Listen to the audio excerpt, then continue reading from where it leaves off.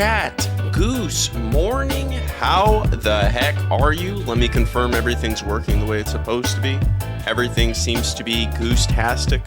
Holy smokes. I've been having issues. Technical difficulties left and frickin' right. We got our coffee. We got the tunes. Goose Morning, you beautiful little rascals. How the heck are we today? We got Kiwi in the chat. Why is that so low? Oh, Cameron. Oh, Cameron. Cameron.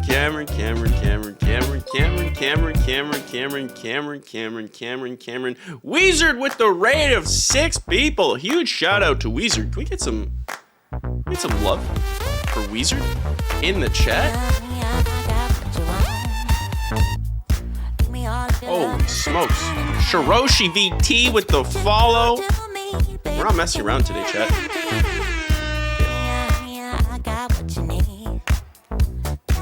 Cameron got a new stream deck today. I don't know if it's working the way it's supposed to. Cameron! Electric Ethan with the follow.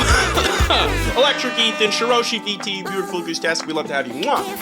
Mwah. Certified Gosling. There it is.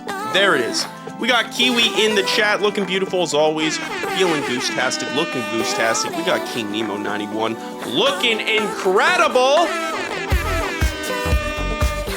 That's my dance. That's my white person dance. We got Just Rustling, the man, the myth, the legend in the chat. There he is. Hello, Goose. Hello, chat. How are you, Just Rustling? We got the one, the only, Mr. Daniel Tiberius Lemon with a very beautiful Zug. Mr. Daniel Lemon, how the heck are you? Looking beautiful, Goose-tastic. First time chat from Shiroshi, Weezard raid. Here we go. We're raiding it up. We're getting crazy today. We got, of course, Weezard. Rocking it with a raid. Weezard's not messing around today.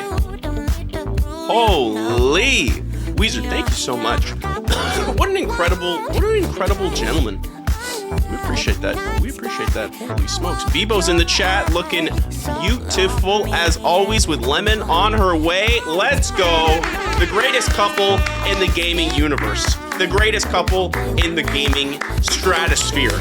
And of course, we got Benjamin frickin' Wheelie with a what's up, gang. What's going on, Benny? You beautiful Goose-tastic. We love to see you, Benny. Benny. First time chat from Electric Ethan, who goes to say, I love your videos. Well, guess what, Ethan? Guess what? I love you. Holy smokes. Mwah. I love you. Okay, Cameron, we got the new. Cameron, it's not working. Cameron, you said it would work. I hate Cameron. I love Cameron, but I hate Cameron. There we go. Let's turn that down. Okay, now what's going on with the sound effects? Chat, do you hear the sound effects at the same volume? I guess it's high for you, but it's not high for me.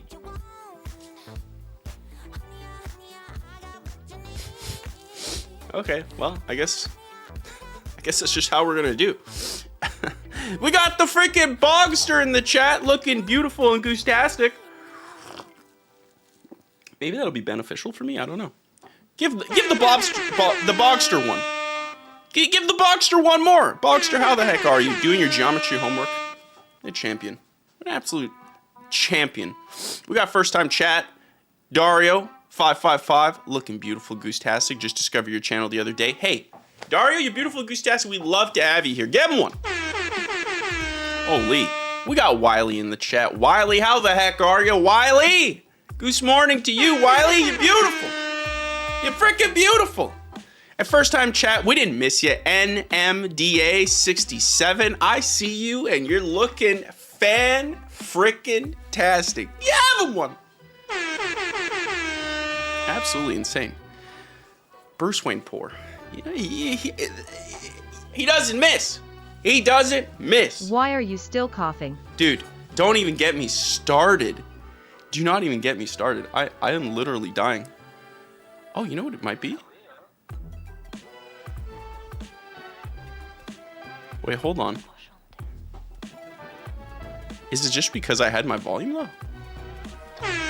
Oh, it was. It was just because I had my volume low. That's why everything was on.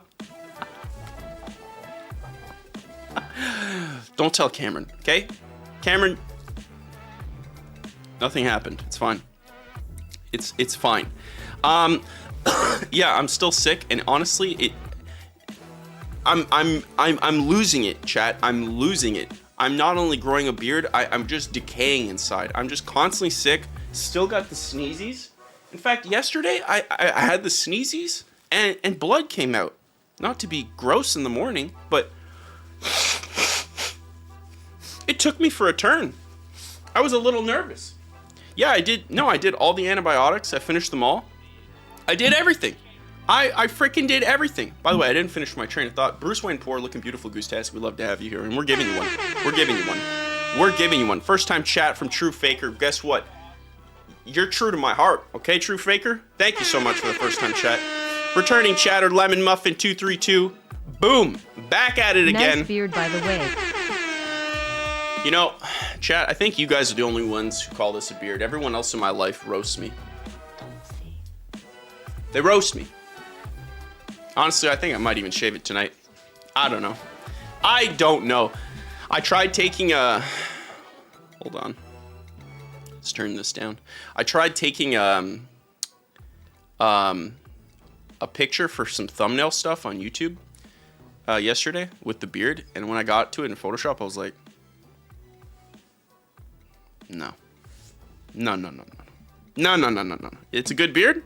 It's a decent goatee. Well, listen. There's more at it there. Hold on. Hold. There's more to it, okay? Hold. Hold, chat. We got Ann Mine in the chat. Goose Morning, Ann Mine. Goose freaking Morning. Don't listen to them.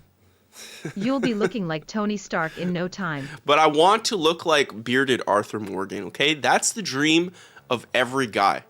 They want grow a giant beard and then move to the north and just live in a cabin with a little fire and that's it. That's the move, which is what I did in Red Dead Redemption 2. I literally did that.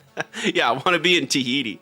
Also, shout out Div13K, looking beautiful, Goose-tastic. I see you, Div. How the heck are you, Div? And Mine's here, looking beautiful. And Mine. I still think about your pizza. I still think about your pizza to this day. Which reminds me, before we get started with the show, chat. Hold on. Pardon me.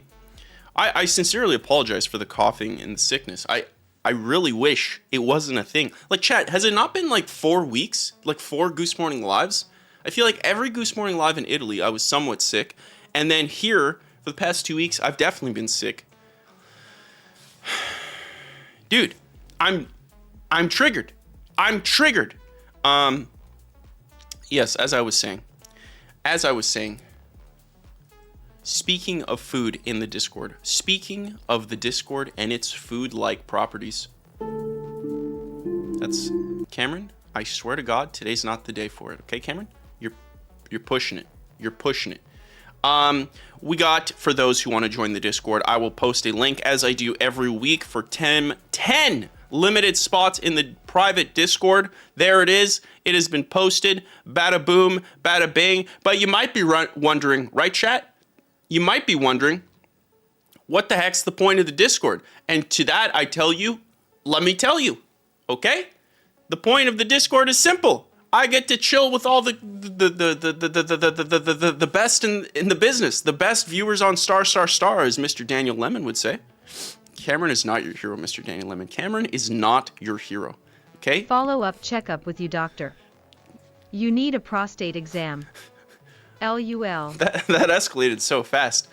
Of course, on the Discord, you'll get all the latest announcements of every like Goose Morning Live and Zenkai Goose video dropping on the main and second channel, so that's available to you. You get to give suggestions to make the Discord better, to make the YouTube channel better, to make the stream better, etc. Not only do you get to chat with the greatest community in the world. Wait, that was... Yeah, look at Canadian Jacob. He's got his little Space Marine thing. Canadian Jacob is my hero. I stand with Canadian Jacob. Absolutely insane. We get to share all the food in here. In fact, this is what I was talking about with the food. I mean, just look at Ann Mine's pizza. I still think about it. But even this, look at Show Pony's, like, look at this. The chat is the greatest chefs of all time. And then Jacob has the Krabby Patty. So if that interests you, that's available to you in the Discord. There's 10 slots open every week. Limited slots, and then it's closed for the week until the next week. And of course, the main thing you can do, there's two main things you can do in the Discord, and I'll stop the spiel in 2 seconds, is you can vote on which topics to talk about for Goose Morning Live every Saturday, 9 a.m. Eastern. So here's all the topics voted, which, by the way, Lemon, Bebo, all of you freaking rascals, Show Pony, Benny, all of you guys, Wizard, huge shout out for posting and contributing to these things. This is awesome. We're going to be talking about a lot of them today, so that's amazing. And of course, Sunday nights we do Subaru Sunday, where we play the greatest game, except for this individual's game. We play the best games suggested every week, and we play a plethora of games. And yeah, so this thread is for that, and we got a lot of great suggestions here. A lot of great suggestions. Honestly, you guys have been killing it. Ooh, Pumpkin Jack? Dude, I wanted to play that forever. I forgot about Pumpkin Jack. Yo, shout out Just Rustling for Pumpkin Jack. I've been wanting to play that forever. That's not even a joke. That's not even a joke. My first ban of the day. Well, Mr. Daniel Lemon, you just wear it like a badge. It's my time to shine. I volunteer as band tribute. Div 13K with the gifted sub. Here we are. We're rocking. We're rolling. Cameron, give him one. Chat. Div 13K gifted a sub. Let's send some love to Div 13K, giving a gifted sub to the son of Jazzy. First off, son of Jazzy, you're beautiful, Goose Jazzy. We love to have you here, okay? We freaking love to have you here. You understand? We love it. And we also love Div 13K, who, quite frankly, if I'm being honest,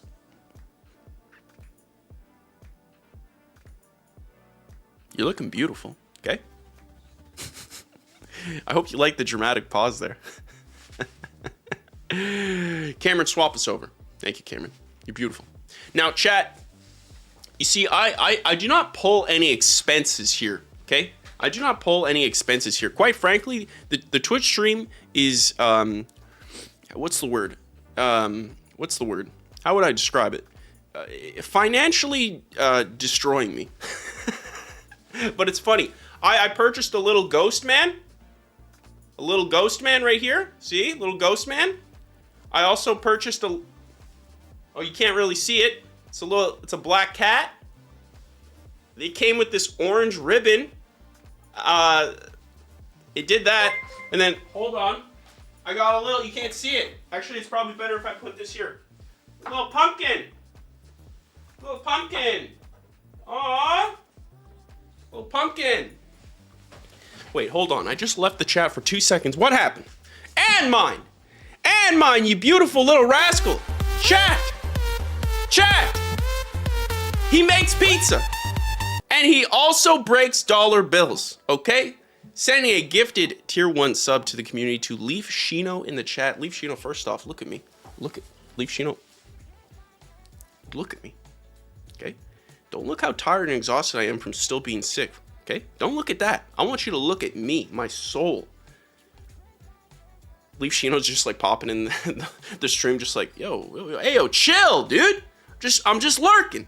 Leaf Shino, you beautiful Goose Tassin. We'd love to have you here. And we love to have Ann Mine, who is just slaying it today. Also, this is good beard cam. Let's get a nice 360 beard. Okay, you ready?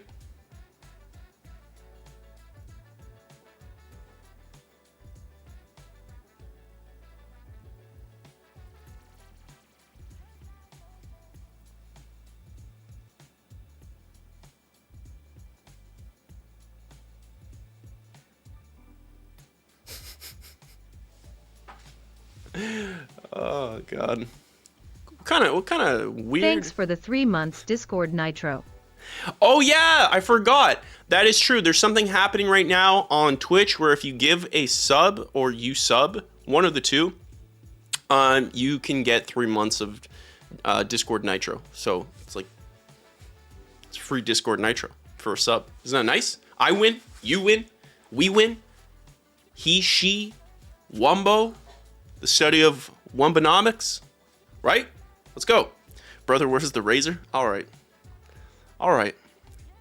Second ban of the day. Second ban of the day. You hear me? I got to remember how these things work. Cameron, what does this one do?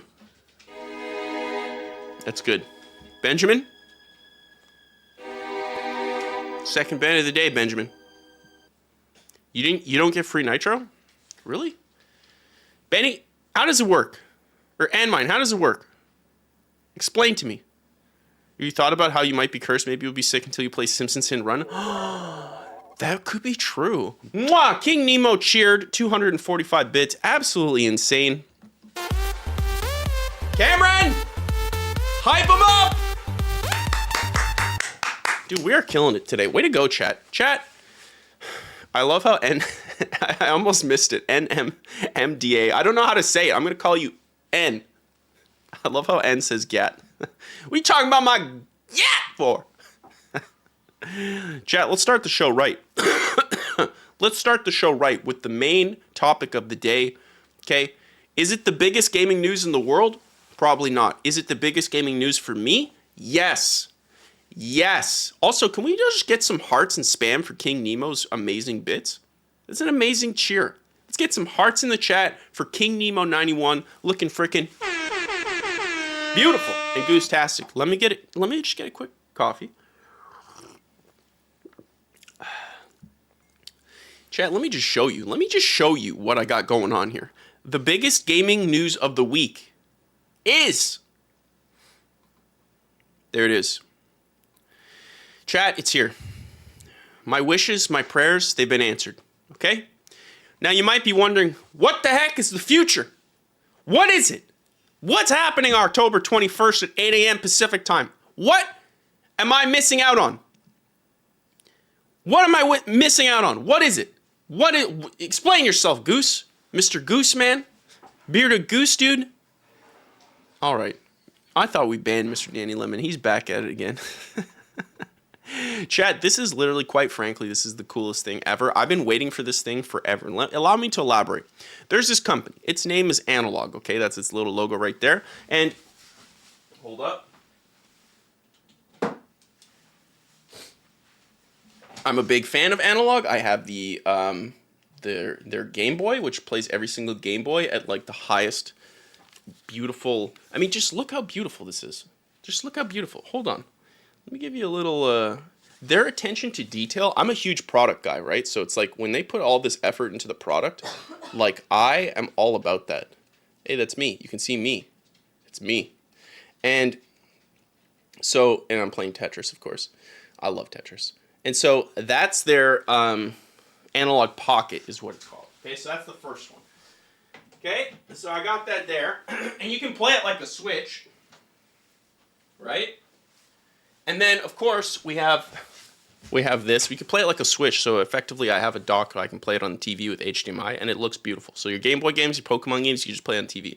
There's also this guy, which is their Super Nintendo. Okay, plays all Super Nintendo games. You could just straight up just put it in the, your regular controller, and it's all through HDMI. And it looks beautiful. The build quality is beautiful. The games run incredible. It's not running through emulation. It's just like straight up running as it would, and it looks incredible. So that's fantastic. And quite honestly, for the iPlay Everys, they're amazing because it just allows me to capture the game the way it was meant to be. Like, it looks great, but also HD. So in the Blizzard video, the 90% of all the Blizzard games that were on the Super Nintendo, like, they were captured on the Analog Super NT is what that's called. Anyways, all that to be said, And yeah, when we did the stream, when we played all through every Blizzard games, if you don't know, if you're just new to the stream coming now, we played every single Blizzard game. So what I like to do, and what I will be doing later on this year, is every time I do an I Play Every, I'm going to do an I Stream Every and play that all day. And it's a giant stream, and it's a lot of fun. We did it with Blizzard, and it was incredible. We all had a great time.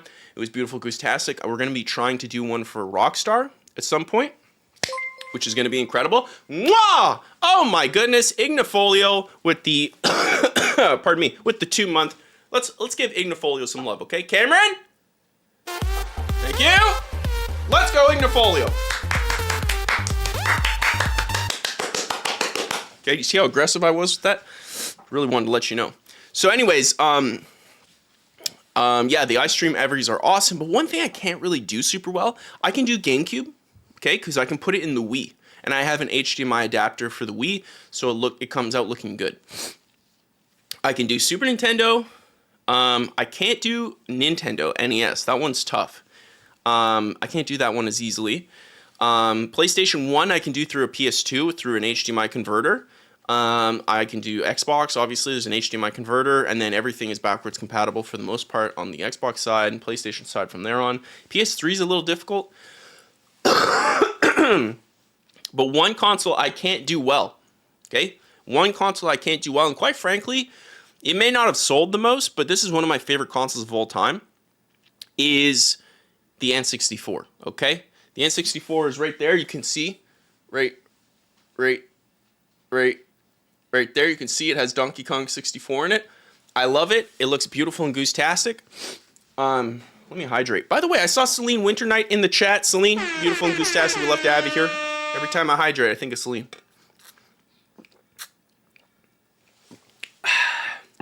So,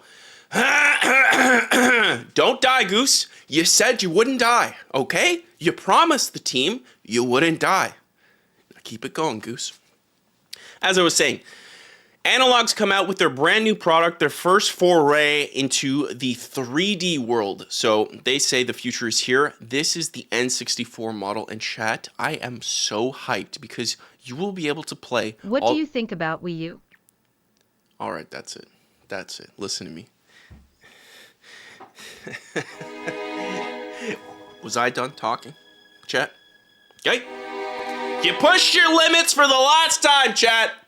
The last time. AIX is a great question. I'll answer that in 2 seconds. Actually, I'll answer it now. Yes. Okay, buddy. Hey, Jacob and AIX here in the chat, looking beautiful and Goose-tastic. They're also banned. I want that very much clear. They've been banned almost immediately. Okay? Throw another ban in there. Let's keep it going. Who wants to be banned next? Huh? You sickos. You guys are sick. As I was saying, the Wii U's, it's not bad. I just think the Wii U had the stupidest name ever, and the forcing of the dock, I don't think was super smart the way they did it. Obviously, they perfected it with the Switch, so good for them. But the Wii U, what a stupid name. Wii U. At least call it the Super Wii. It's like right there, Nintendo. Anyways, Analog's come out with their N64, so let's go through this. Introducing the Analog 3D. Chat, I can't tell you how hyped I am. I'm going to be there October 21st, 8 a.m. Pacific time, just refreshing like a madman. The Wii banned Kiwi. The Wii banned Kiwi. Kiwi's getting banned? Kiwi, express yourself. So this is a reimagining of N64 in 4K resolution. Chat, you can play GoldenEye, no odd jobs allowed, the Golden Gun mode in 4K. Think about the split screen in 4K. Think about it, chat. I want you to think about it. Okay, close your little chat eyes, and if you've been banned, close your little beady eyes, okay? Because we know the type of rat that you are, okay? Close them and just picture the beauty of screen. Can we get a Goose VODs channel, please? Chat, stay on topic, okay? And also, yes, I will be doing that at some point. I have saved every single VOD, only one actually missed. Twitch is so annoying where it's like, once you become affiliate, Twitch says they're going to hold on to your VODs for 14 days. That's not true. It seems to be just a week. And because of that, I missed one of my VODs. I don't know if I can ever get it back, but I missed it. But I have every single other one, and I will be putting it, including the Sub Sunday ones, every single one. So I will be making a YouTube channel, probably called like Goose Morning VODs or Goose Morning Streams, something like that. Ban Bonanza. It is a band bonanza. You guys are pushing it. You guys are pushing limits. Limits are being pushed. What is this? Calculus? You guys like that? That was a good joke. Come on. Type in ha ha ha ha ha ha ha ha ha in the chat because that was a pretty good joke. You know, pushing limits, right? Because you do limits, right? Jajajajajaja. Jajajajaja. I didn't know it was that funny. Jajajajaja. Anyways, Analog 3D is 100% compatible with every single N64 game ever. Okay, chat. So 4K resolution. You grab your N64 cartridge, which I got all of them. Okay, I still got them. I don't have Conker's Bad Fur Day. And I looked it up the other day, and it was like $200, and I cried inside because I need it. But I don't want to spend that. It's more than the actual console, which we're going to get to in a second. Okay, this comes with Bluetooth, so you can play your N64 games with an Xbox controller. Asmon already banned. Your time to shine. Yeah. You know, remind me to talk about the Asmon ban in 2 seconds. Not because, like, I want to talk about what he got banned for, but it's just there's a funny story with that. So this comes with Wi-Fi, probably for updating, entirely new next generation. Chat, real quick. Oh, Cameron, when I'm doing this, you're supposed to show the screen, okay? Cameron, I swear to God, Cameron, I swear to God, I swear to God, I swear to God, I swear to God, I swear to God. Cameron, find a God, because I'm swearing to him. Find him. Sorry, chat, I lost it there. Look at this thing. Chat, on a scale of 1 to 10, in the chat, how peak is this? Okay, this looks incredible. Oh, it's in white. Oh, oh, oh. Is that Tony Hawk? It's freaking right. It's Tony Hawk right there. Tony Hawk Pro Skater, Corsetta something. I never played this game. This looks like Star Wars Pod Racer. We all played Pod Racer, right? Because it was incredible. Perfect Dark. Yo, straight up chat. We should do a stream where I'm out on the prowl looking for N64 games, assuming I can get this thing. They're also selling through 8-Bit Dough, who I've used their products before, and they're a great company. They are making a custom N64 controller, so you can see this has like the C buttons, the camera buttons. It does not have the weird Trident controller. But what's interesting about Analog is like they allow you to use the controllers that you want. So obviously you can use a Bluetooth controller, and there's a picture later on that shows you can use an Xbox controller, which is awesome because I have plenty of those. But look, they give you the official ports. So not only can you play the original game in the best quality possible off of HDMI to stream it or do whatever you want, put it on any TV, but you can use your original N64 controllers. And look, it lights up. You see this? It lights up. Like, chat, I legit, as soon as this thing was announced, I legit was like, yo, I might actually bring this around to see my friends with because I would love to play GoldenEye, Banjo-Tooie multiplayer, pod racing. I'd love to play all that stuff with the boys. It's so easy and simple to play. And I'm super curious to see what this does to gaming, if anything. You know, it probably won't, but if it does make a dent and shows people actually care about this stuff, then that would be incredible. I mean, this looks insane. Mr. Daniel Lemon gives it 11 Zugs. King Nemo, 10 out of 10. Chat, Analog puts in so much effort into... It's incredible. Like, this is beautiful. Yeah, there it is on its own. There it is on its own. Absolutely insane. And again, it's 100% compatible with every N64 game. So, like, I got a bunch in the back there. And I could not be more hyped to play. I want to play GoldenEye. I want to play Ocarina so bad. Chat, listen to me real quick, chat. Okay, I'm sorry if this offends anyone. If it does, it's kind of weird that it offends you, but Ocarina of Time is the greatest Zelda game by far. It's the best one. It's the best one. It's the best. But it's not even close. It's peak. It's absolute. Where is Diamond Eye? Wait, what? I don't even know what that means. Sponge Aim, by the way, Sponge Aim's in the chat. Looking beautiful. It's the best one. GameCube Ocarina is amazing. Yeah, it's true. I had that and it was sold. I lost it. I gotta get it back. So this is incredible to, like, I just want to play it again. I never actually played Majora's Mask, but chat, I can get it now and I can stream it super easily to you. I know I can emulate it, but it's not the same. It's not the same. I want to play on the thing. Emulation is not the same. I know you can get like 60 frames and all that stuff. No, I want to play the real thing. I ain't drinking haterade. I ain't drinking it. So, I mean, look at this thing. You can get, like, the soul of the CRT. Benny says in the chat... Simpson hit and run when? Listen. I can only ban so many people, okay?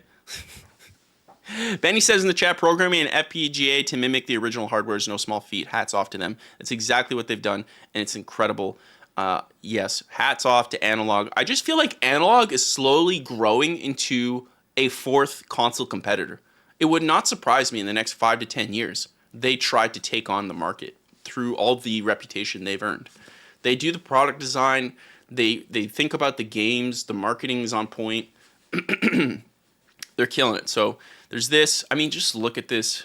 And the way they're pitching this thing is the gold standard of multiplayer. I mean, dude, the fact that they let you use the N64 disgusting Trident controller. Chat, out of 10, how do we feel about the N64 original controller? We're on the same page, right? We're on the same page. It's disgusting. It's a disgusting controller. And anyone who uses it, no, it's not a 10 out of 10, Jacob. Sponge Aim, Jacob. Celine right down the middle, Wiley with an L, Benny with a 4, and mine with the appropriate 1. And you know when you have like that one cousin who uses like both sides instead of like the middle and the right side, they use like the left and right. When you got that one family member and you're just like, brother, ew. Brother, ew. Stop it. First time chat with a beautiful first time chat, mind you, from just a normal viewer for 2069. Asking the real question, why are you on my recommended channels? I don't even know what to do with that question. Just a normal viewer for 2069. I admire your name, but that question? What do you want me to do? You think I paid off Twitch? Cameron, did Twitch get the check in the mail this month? They got it? Okay. Yeah, apparently we paid them off. First time chat, Itokendo says, the controller of my childhood. I love the games on that console. Had some gens. Facts. First off, huge shout out to Itokendo. I can't talk today. Huge shout out for the first time chat. It's an amazing childhood console. I love it. Like, again, the N64 didn't sell well, but, like, I love the N64 so much. When I think about the purest form of fun, for some reason, the N64 is just the one I think about. And the way they're marketing of multiplayer, that's how I feel. It was the console. I would go to my buddy's house, play GoldenEye forever. Banjo-Tooie multiplayer is incredible. Conker's Bad Fur Day multiplayer was so freaking good and had such a variety of modes. Mario Kart 64? Holy! Pod racing? Dude, the N64 was absolutely incredible, and I freaking loved it. It's insane. And so here's the custom controller that 8BitDo is putting out. So this is the N64 controller. Clearly looks like a Switch Pro controller, obviously a 360 controller, an Xbox controller, so it's got the same vibe. It looks good. You know, you're not going to get the analog stuff that you would get because obviously the N64 had the C buttons. Simpsons hit and run on New Year's Eve, Mr. Goose. We will be playing Simpsons Hit and Run, but when you guys least expect it. I might go live at 3 a.m. just to troll you guys. And then you got it. You better be ready. So if you're not following the channel, if you're not in the Discord getting notifications. Oh, and chat, if you think, chat, if you think I won't get up at 2:49 a.m. in the morning just to troll you and play Simpsons Hit and Run for 2 minutes while you're all sleeping, if you think I'm not going to do that, you're crazy. I'll play it for an hour at 3 a.m. in the morning and then break the disc so it never happens again. You just watch, chat. And then if no one's in the chat to stop me, it's just going to happen. You guys are going to be you're going to have to be on your toes. You're going to have to be on your toes.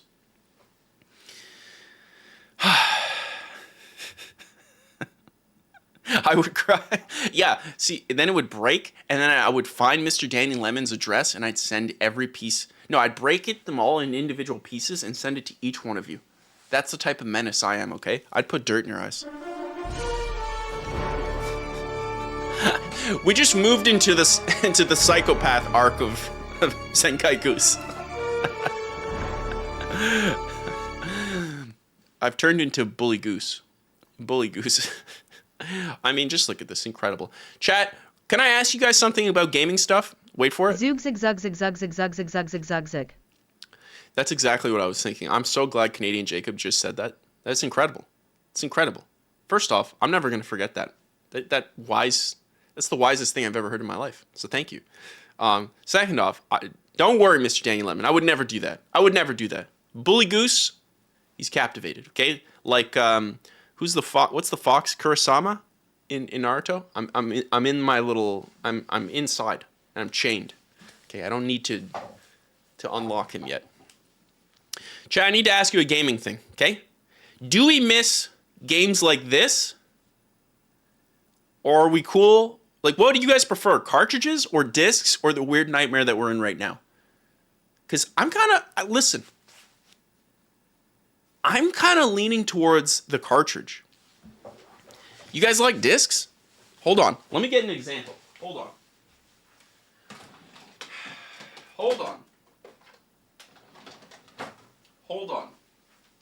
Hold. Chat, are you holding? Hold.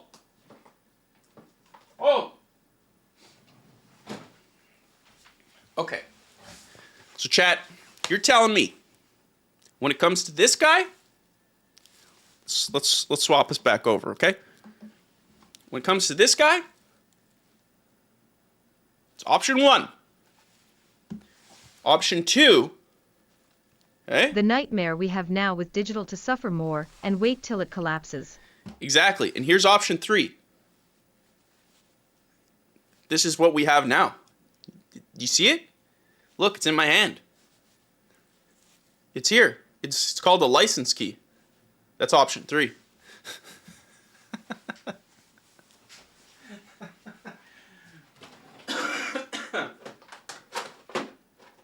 Oh my god, we have so many classics in here. Hold on. Hold, chat. Hold. Are you holding?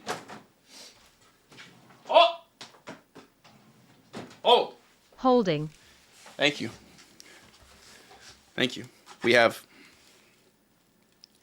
Chat, tell me you don't have memories going to Walmart, the kiosk. You go in there and you play Pokemon Snap. You're like, the heck is this? And then you end up loving it. Right?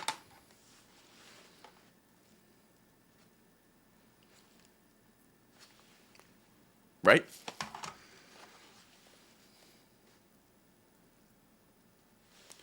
Right? You guys want to see... Chat, I don't want to break your hearts right now. Okay? Soon you will be paying a license or subscription to open your front door or using your fridge. That's true. You're not wrong. Chat, I'm going to show you something right now, and it's going to break your hearts. And I'm sorry. But I want you to know, I was raised in a rough household, okay? It was rough. I'll allow you to try to figure out what that stands for. No Pokemon Stadium.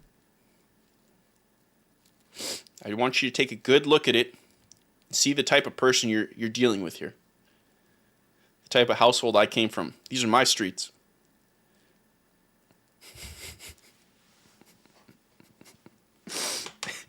It's one of my favorite games ever, and this is the condition I have it in. And I had to write that on permanent marker because I was like, yo, what the heck is this? What is this Legend of Zug Zug. Chad, but real quick, how sick was this game? Let's be real. How sick was this game? How sick was it? It was ill with it. That's what we said on the streets. We said ill with it. This was ill with it. Why don't we get another one of these? The heck? We like dinosaurs? Shooting is really popular in these video games. Why don't we get Dinosaur Warfare? I want that. I like the song. I don't think this game was that good. But, it had its moments. I have more, but... Anyways, that's what we got for right now. That's what we got for right now. That's what we got. That's what we got. We got it. We got it. For right now, that's what we got. Okay? We got it. Call of Duty, Dino Warfare. I want it. Bro got that giant. The giant! A giant! Chat, listen to me. I am not an object. Do you understand? I am not an object. So that's the analog 3D. I mean, look at this thing. It looks incredible. I'm going to be trying my best. Here's what the UI looks like. They have their own custom UI. It's amazing on the Pocket. It's amazing. It's not anything special, but like it gets the job done. It's like these guys just are like the pinnacle of like, hey, do you want to play the game? Because that's what you're going to get to do. We're not going to get in the way. There's nothing that gets in the way on their OS side. It's just like, here it is. There was a scrapped dinosaur COD game. No joke. Dude, I would literally die to play that. That would be amazing. So again, here it is. Here's all the specs, compatibility, what it works with, the features, all this stuff. Built-in memory pack. Oh, that's cool. And of course, 4K HDMI. This is selling for 250 bones. And to me, chat, I'm going to be honest. What do you guys think about that price? 250 bones to have a machine that plays your N64 games at 4K. I think that's kind of a good deal. I don't know if that's crazy. I think that's kind of a good deal. You think it's super aggressive? I think it's good. I know you can get an N64 for cheaper, but this thing is going to play 4K and allow you to play these N64 games with an Xbox controller. 50,000 Triceratops used to live here.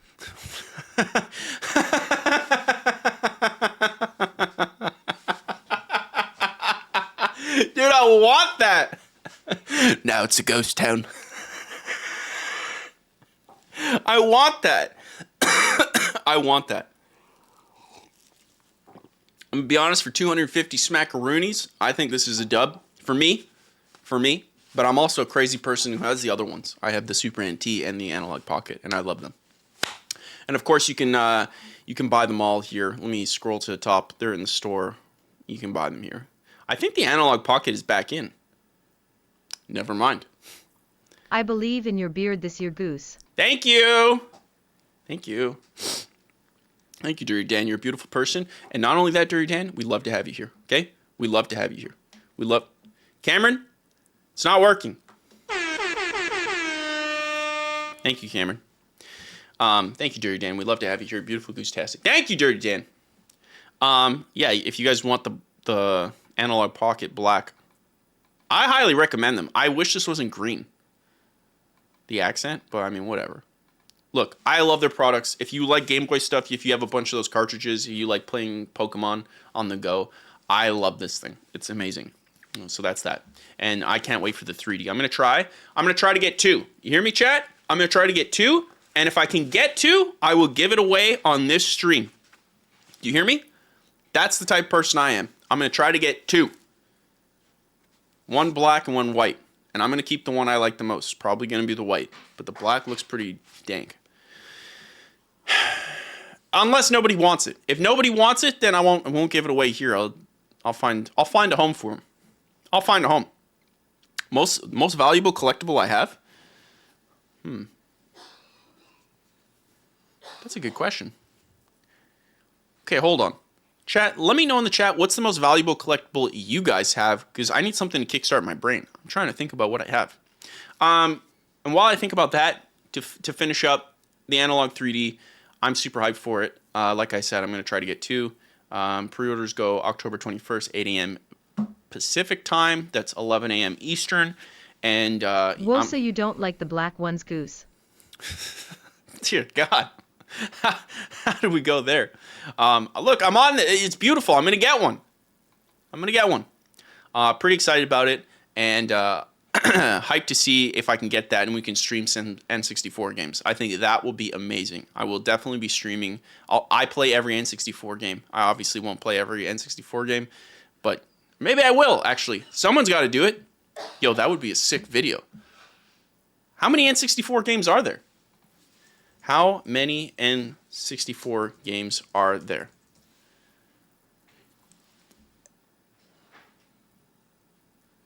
Chat, that's doable. That's doable. That's doable. That's incredibly doable. 388. If I spent 30 minutes on 388, okay?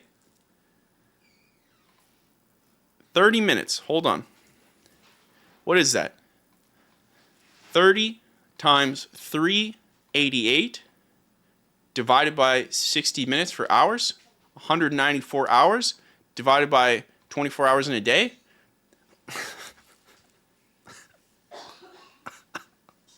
What? Will Nintendo go on a roll with another lawsuit on this? Maybe, actually. I have no idea how Nintendo's let this happen. I don't know the legality of it. I just love everything that they do. Now, if my math is incorrect, this is saying that it's going to take 8 straight days of streaming, no breaks included, to play every single N64 game. Chat, do we subathon it? Is this how I finally meet the end of my life? Is this how I go? 8 days to play every N64 game ever. And then we just keep the VOD up forever. I love how you guys are like, yep, doesn't affect me. I just get to watch. I respect it, chat. Thank you. I respect it. Get myself an IV drip. Yeah, honestly, for sure. All right, chat. Next news of the week. Let's hit it up. But real quick, before we jump into that, I have to notify you of some important news. Today, on the Goose channel, today's the day. I will be releasing my World of Warcraft video. It will be coming out today, in 10 minutes actually. So I'm going to pause the stream for 2 seconds just to leave a pinned comment. It will be up there. I hope you guys like it. You know how long I've been waiting for Goose suffering? Dear God. Do you want dirt in your eye? Ah! Ah! That's you! Ah! You! Cameron, shut it off. Thank you, Cameron. The video is about how World of Warcraft became unstoppable. It's now Zug life, bruh. It's now been 20 years since World of Warcraft has been released. It's 20 years this game's been going. So I made a video on how they did that. It came together really well. I really grinded a lot because it was supposed to come out before Italy, which took 2 weeks of my life. And yeah, so I really grinded a lot. I couldn't make it in time before Italy, so quite frankly, I was pretty burnt out. There is some Glenny Powell in there, that's for sure. We included that from our stream when we played World of Warcraft on stream, so that's amazing. It's on there. Like I said, at 10 a.m., I'm just going to quickly pause just to take 2 seconds to put a pinned comment because I'm kind of in a, it's just like I'm streaming, but I also have to go do that. So it'll take 2 seconds. It's not going to even bother you, chat. Okay, I'll play some music. You sit there and you'll be like, oh, this is, I feel so good about this. And then after the stream, we can all watch the video and support the channel. And or not. You know what? I'm not the type of creator that's going to force you guys to do anything. Okay? I'm not that cat. I'm that goose. I ain't that cat, but I am that goose. So there's that. Now let's jump into the big news of the week. That was my spiel, just letting you guys know what's going to happen at 10 a.m. So you're like, why is he stopping the stream? Goose Day. Okay, well, that's incredibly hurtful, and I'm going to cry later tonight. I want you to know that. It's the news! The big news! And you missed it, Cameron. You missed it. You had one job. One job. That's all you had. Chat, on today's news, the first news of the week, obviously the main news was the Analog 3D, but that was mostly because I'm a big shill for Analog, okay? I'm a shill. I know what I am. The big news, Marvel Spider-Man 2 is coming to PC in a couple months, specifically January 2025, and the PlayStation blog has all the information we need, okay? It has all the information we need. As I was saying, Spider-Man 2 came out on PlayStation 5. Came out last year. Certain individuals made not one, but 2 videos on their YouTube channel. Nobody saw the second one. That's okay. That's okay. Everyone saw the first one. I played every Spider-Man game. I really enjoyed my time with Marvel Spider-Man 2. And personally, for me, I think Marvel Spider-Man 2 has some of the greatest gameplay that Insomniac's ever done. I loved every second of the gameplay. I just think there were 2 problems really with the game. The story felt insanely rushed, specifically at the end. I hated, I know this is a tall ask, but I hated what you would do stuff in the game, in the world, as Spider-Man, whether you were hunting Lizard and destroying like half the city, or fighting Kraven, who apparently had like insane military that he brought overseas into one of the most popular cities in America with 0 repercussions, with a bunch of animal-themed drones. Or Venom, I won't spoil what the symbiotes do, but it affects the city, and I feel like a bunch of stuff happens to the city, but like when you're playing the game, it doesn't feel like a bunch of stuff happened to the city. Like the city doesn't react, and that would normally be okay if the stuff wasn't so dramatic, but like a lot of this stuff is insanely dramatic. I mean, the game starts with Sandman freaking destroying all of New York, well, a huge part of New York City. It's like one of the islands, and it's filled with sand, and it's like there's really not much reaction. So that was kind of like my big problem, is the city doesn't react, and like the story was like kind of, look. I think the story was kind of dog.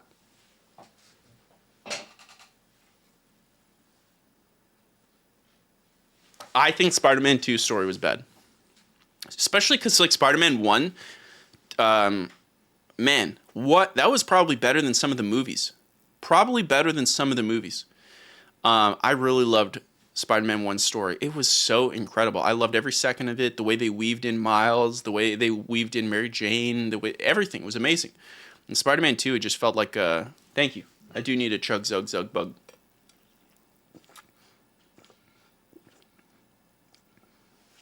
Oh, that's another thing. You guys bring that up. Peter's face. Spider-Man Peter's face.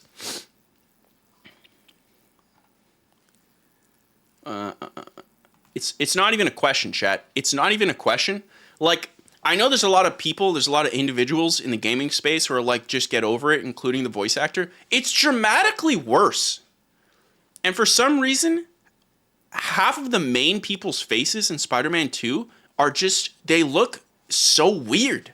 They're incredibly jarring, including Mary Jane. Peter is another one.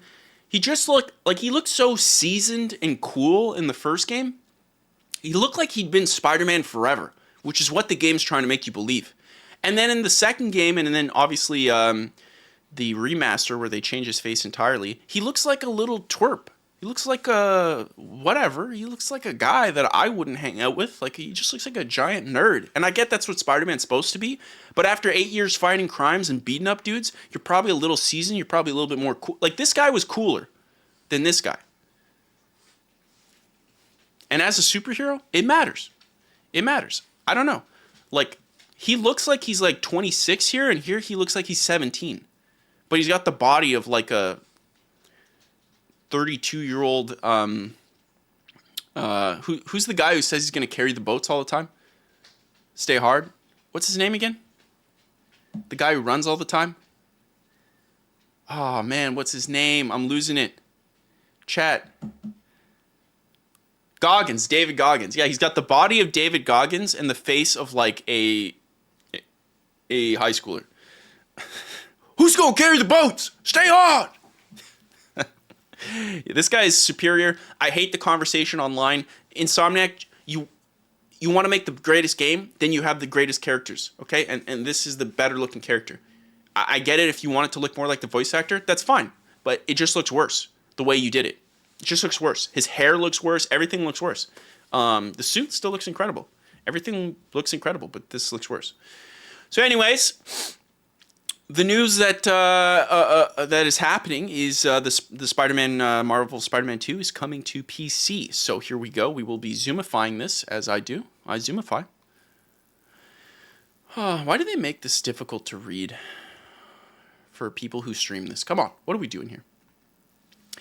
So anyways, it says, announced on Marvel stage at New York Comic Con today. I didn't even know this was a thing. Our latest entry in the critically acclaimed Marvel Spider-Man franchise arrived on PC January 30th, 2025 via Steam and Epic Game Store wishlist. I always forget the Epic Game Store is a thing. I always forget that. Chat, let me know. Are you guys buying Marvel Spider-Man 2 on PC? Or you're just like, nah, I'm cool with the PS5 version. Or maybe you didn't play it at all and you're not interested. Let me know in the chat. Okay, because I'm going to read your chats. Don't think I won't, because I will. Oh yeah, I will. Once again, we're happy to share the PC version is being developed and optimized by our friend at Nixie Software in close collaboration with Insomniac Games, PlayStation Marvel Games, and they do incredible work, right? Don't they always do their ports? Bringing Marvel Spider-Man Remastered and Marvel Spider-Man Miles Morales to a new audience on PC together with Insomniac Marvel Games has been a great experience for us at Nixie, says Julian. That's not a word. Hujbritz. Community manager at Nixie's. We're excited to continue this collaboration and bring Marvel Spider-Man 2 to PC with a suite of enhanced features, including enhanced ray tracing options, don't care, to take full advantage of a variety of setups and configurations. Stay tuned with more details on features and recommended specs closer to launch. Speaking of launch, 2 editions of Marvel Spider-Man 2 will be available when it launches on PC, including the Standard Edition, and the Deluxe Edition. Players will have the option to upgrade the DDDE content similar to our upgrade pass on PS5. Here's a quick breakdown of what's included in each. So, chat. Oh, we have ads. So let me read your chats while I wait. We'll wait for the ads to finish, and then I will we'll jump back into this. Okay. Yeah, the first one, Gronk says in the chat, which, by the way, Gronk, absolutely beautiful, goose-tastic individual. Give him one. Love your conversations on Instagram. Absolutely amazing.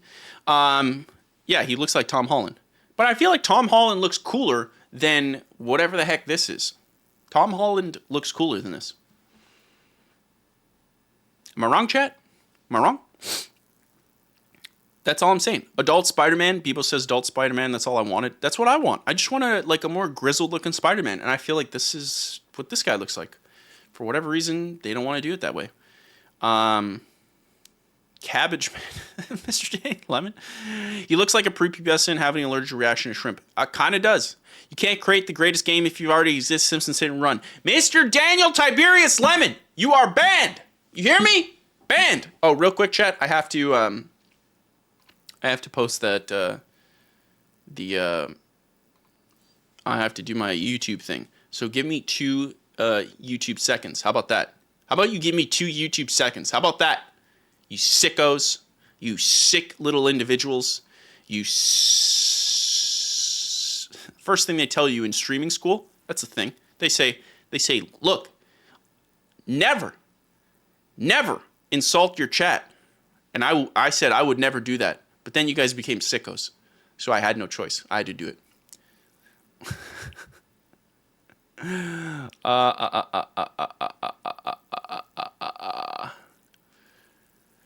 I'm going to be honest.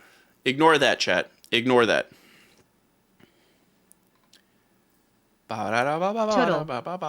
Is that our boy Curve in the chat looking beautiful goose-tastic? Is that our boy?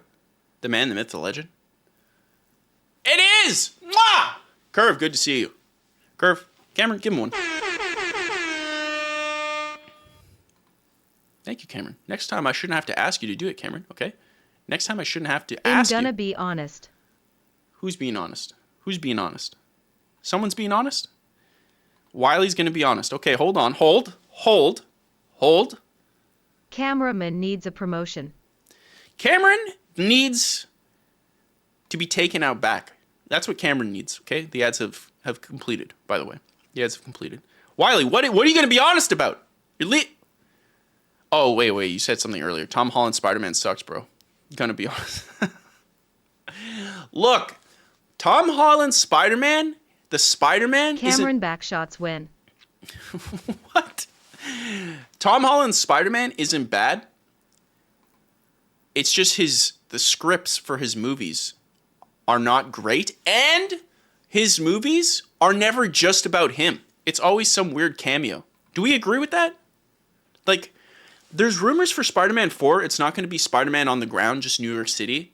And it's like, bro, that's all I want. Especially at the end of No Way Home, where they finally get Spider-Man to be Spider-Man. Where it's like, he's Spider-Man. Nobody knows him. He's all by himself. He's Spider-Man. He's about to man-spider, okay? He's going to spider it up. And then we're all like, yes! We don't want Iron Man. Look, we love Iron Man. Oh, my God. The notification I had was that ads were coming, not that ads were happening, and I mistook that, and now ads are happening. So here we are again. I hate myself, I hate Cameron, and I want to die inside. Here we are. So as I was saying, it's actually good the ads are happening, because now I can have a quick goose rant. We want Spider-Man back on the ground being the way that he's supposed to be. I hate these movies that are just like, it has to have Iron Man. It has to have, both the first two movies had roots to Iron Man, which is like, bro, I love Iron Man, but at the same time, I love Spider-Man so much more than Iron Man. Why do you need Iron Man to carry Spider-Man? Look, Robert Downey Jr. killed it as Iron Man. He's undeniably one of the GOATs. But whoever plays Spider-Man doesn't even need to be cool because Spider-Man is so amazing. Pun intended. And so I wanted a Spider-Man movie that's just Spider-Man doing Spider-Man things. And I was really hoping Spider-Man 4 was going to be that, but it just looks like it's going to be more multiversal stuff. And it's like, bro, I literally, look, maybe I'm wrong. I just want to see Spider-Man fight like Kingpin or Spider-Man fight Scorpion. That's it. That's why, exactly. Canadian Jacob says, is he going to appear on Texas Speech? No, it's not. Okay, Canadian Jacob says, Tobey Maguire 10-10. That's why I like Tobey Maguire's movies. They're just self-contained, beautiful little individual stories. I love it. And yeah, the Amazing Spider-Man movies are supposed to be the same, but the first movie, Amazing Spider-Man suit looked just absolutely atrocious. He looked like a weird, like, Power Ranger. I hated it so much. Also, Lizard was like the stupidest design known to man. Like, someone was like, Amazing Spider-Man Lizard. Someone was like, that's the one. That's the one. Someone said to themselves, this is the one. This is the one. Someone said that. This is the one. Now, for context, oh, God. This is what you'd want.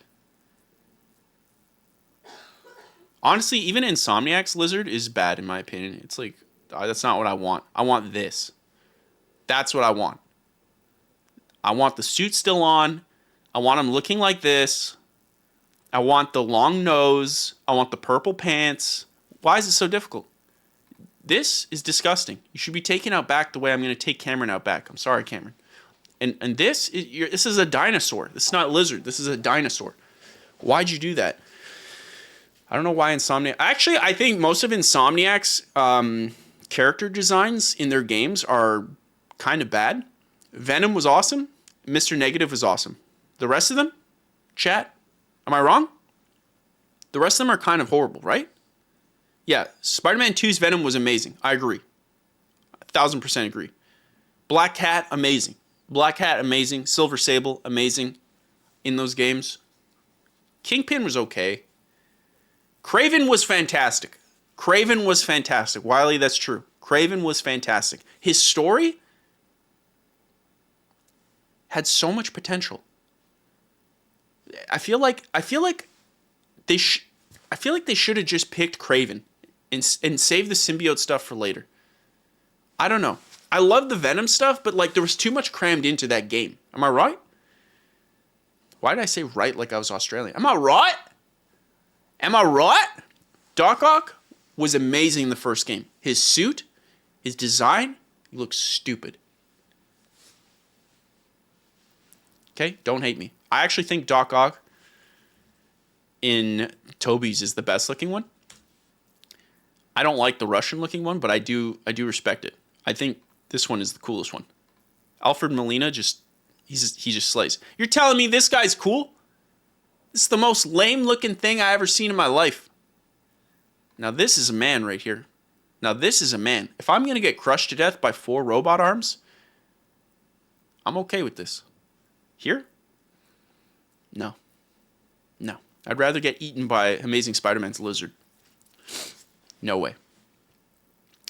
Also, I watched Across the Spider-Verse. I rewatched it the other day because I guess we're still on the topic of Spider-Man stuff. Chat, I'll be real. Well, let's can we get down to brass tacks, chat? In the chat right now, which one is better? Into the Spider-Verse or Across the Spider-Verse? Because I just rewatched Across the Spider-Verse to see what the answer was. Because I watched Across the Spider-Verse in theaters the day it came out, because of course I did. Okay? I'm not a crazy person. And I had thoughts, and then I had to rewatch it, because I've seen Into the Spider-Verse like 10,000 times. The Gooseverse, I agree. The Gooseverse is... You don't want to see Clone Goose. This is Beard Goose. There's Non-Beard Goose. There's Bully Goose. Show Pony in the chat, looking beautiful, Goose-tastic. Subscribing, tier 1 for 3 months. Show Pony with... Wait, it says 2 months, but for 3 months? Oh, you subscribe for 3 months in advance, and this is your 2 month? They're throwing me a lot of curveballs here, Show Pony. But I thank you so much, chat. Make sure to give Show Pony all the love. Show Pony! Show Pony! You're beautiful, Goose-tastic. We love you, Show Pony. Also, Show Pony, one of the best parts of Last Sub Sunday. Shout out Show Pony. So wait, what you guys are saying Across is the best movie? Into grabbed my heart first. The soundtrack for Spider-Man 2 is great the first time. Into the Spider-Verse is better. Oh, wait. Oh, you know what, chat? I have the ability to poll. And yet, here I am. Cameron, set up a poll, please. Cameron, make the question, which is the best Spider-Man movie? Okay? The first one is Into the Spider-Verse. Okay? The second one, put Across the Spider-Verse. Okay? Do not put a third thing that says ban me. They will click that over anything. They're monsters. They're absolutely monsters. Make the duration 3 minutes. Good? Good. The poll is commenced. Chat, which is the better movie? Across or Into? I need to know. I want it to be finalized. Also, we hit our sub goal, chat. What the heck? We are just slaying. We are an absolute monster machine of the greatest community known to man in the gaming universe. We are the Gooseverse. Bearded Goose is here. Next week, you never know. It could be Metal Goose. It could be Simpsons Hit and Run Goose. You never know. I love how some of you guys are just in chat being like, ban me. Chat, we're a community. Okay? We're not supposed to ban each other. You sicko? You guys are just sick. Pat the Troll, looking beautiful. You Goose-tastic in the chat. We'd love to have you here, Pat the Troll. We'd love to have you here. You want Cyber Goose? Yo, that could be possible. Chat, should we do a full stream of Cyberpunk 2077 and I could be Cyber Goose? I want to play that game, but I feel like I need to play it all in one shot. That could be amazing. Chat, I kind of want to do that. Witcher is another one. Baldur's Gate 3. I kind of want to do a giant subathon for one game. That would be amazing. Only if I dress up as Cyber Goose. Chat, with halfway through the poll's time, Into the Spider-Verse is at 70% and Across is at 30%. I'm just saying. Make your voice heard. Make your voice heard. Into the Spider-Verse is now crossed to 73%. Make your voice heard. King Nemo says, Into the Spider-Verse is better because I'm tired of 2-part movies. I love Spider-Man, but it felt like nothing happened in the first one. It was all build for what's going to happen in part 2. It's a valid point. It does end on a crazy cliffhanger. Nothing gets resolved. It's a good point. Pat the Troll, fifth ban of the day. Fifth ban of the day. Absolutely disgusting comment. Absolutely disgusting. Haley Steinfeld was in both. Haley Steinfeld was Spider-Gwen. She did a phenomenal job in the first one, and the second one, she shared a lot of the screen time.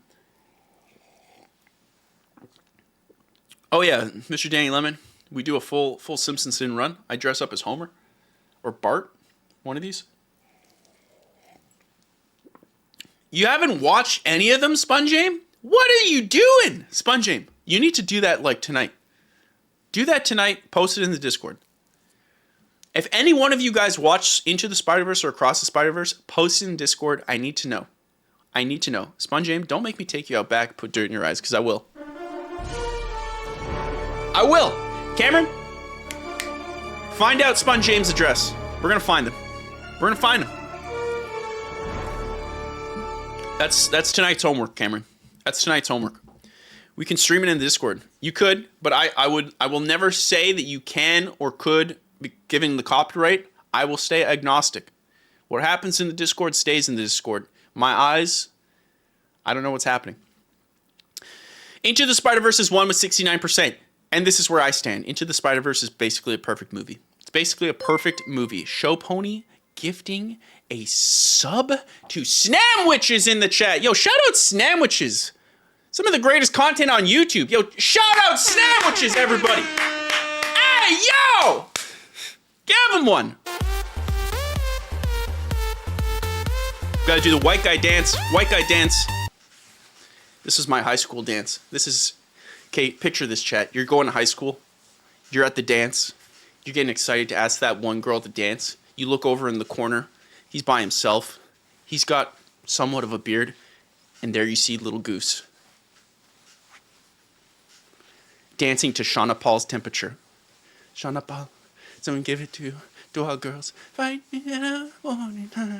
Shauna Paul, let me give it to...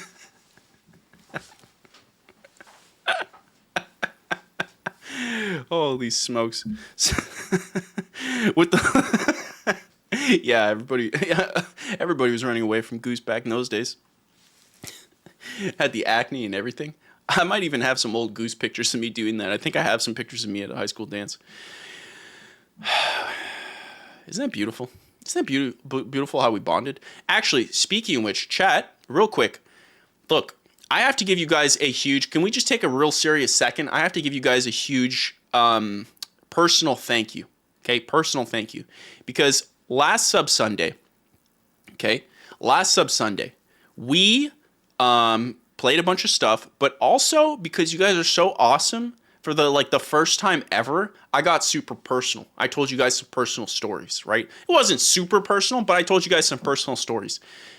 Just out of a shot in the dark, I shared that story, the story of me being in construction, going to computer science and having a difficult time with my professor. I shared that story, not thinking anything. I was just like, this was a painful time. It was cool. I got to share it with the chat. I didn't even promote the chat inside here. I was like, I'm just going to put this out here. If it helps someone else, it helps someone else who's going through the same thing. And this thing freaking blew up. Quite honestly, the Instagram is on fire. Like, you know, we are killing it. I mean, look at these 206K, 700K, 12K, 100K, 1 million, 1 million. We're just absolutely slaying. And as such, we've grown from over what last week we were at like 5,000 followers on Instagram. And I promised you guys a Peaches stream, which will definitely be happening as soon as I stop being sick. To now we're at 12.3K, which is absolutely insane. So huge shout out to you guys. You guys get full credit. I want to take a second and thank you guys for being such an awesome community that I can have these personal discussions with you, because personally, again, I just don't talk about that personal stuff. I just don't do it. It's weird. But with you guys, it felt fine, and it was awesome. So huge shout out to you guys. You guys are the goats.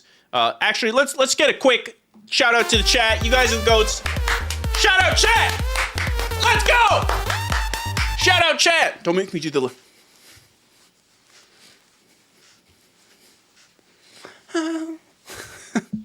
I can see the high school dance in my eyes when I close them. So yeah, I just wanted to give you guys a quick shout out. What type of music are you into? I'm into, basically, if I'm being honest, I'm into everything the chat posts in the Discord. This is not even a plug for the Discord, which is of course in the pinned comment in the Twitch chat. Chat, you guys have like insane, amazing musical talent where you guys not only have good like music taste, but you guys know small creators I'd never heard of. 90% of what you guys post, I've never heard of, and they're all bangers. I seriously, It's one of the greatest things I've ever found this year. Everything you guys post, I'm just like grooving to it. Even if I'm not commenting in the channel, I'm grooving on all your links. But the greatest song in the world is number 9 by John Lennon. Okay. The greatest song in the world is number 9 by John Lennon. Look it up. It's the greatest song. So, chat, really quick. Let's jump into the next news of the week. This one's a fun one, a quick react. I wanted to talk about this because like this game is like exploding on reviews, and I feel like it'd be fun to talk about. Let's hit it up.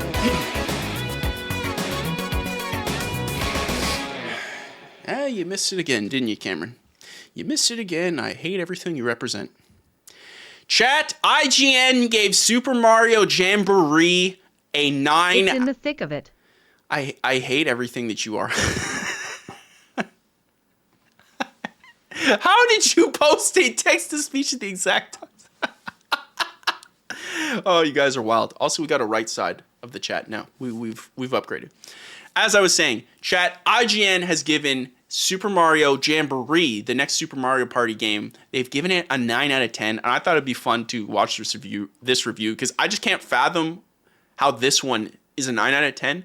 And I'm kind of down to play a Mario Party. So let's watch this. Super Mario Party Jamboree kicks off with Kamek welcoming you to a bigger, bolder Mario Party, and it didn't take long for me to realize that confident opening statement wasn't just hype. Right. The latest entry in Nintendo's 25-year-old dice-rolling Star Swap 25? What you mean 25? 25? This series is 25 years old? That's holy. Chat, I did not. Wow. That just hit me like a train. The first one is 98? Well, is the first one on N64, right? Do I have the first one? Hold on, let me check. Let me check.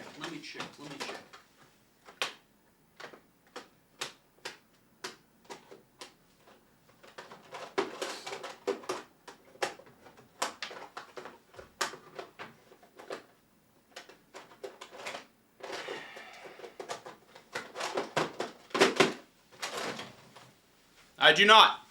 I thought I did. I had Mario Tennis. Man, I remember like breaking my finger on that. I'm consulting the archives. I remember breaking my finger on that. It was absolutely insane. 25 years. Wow.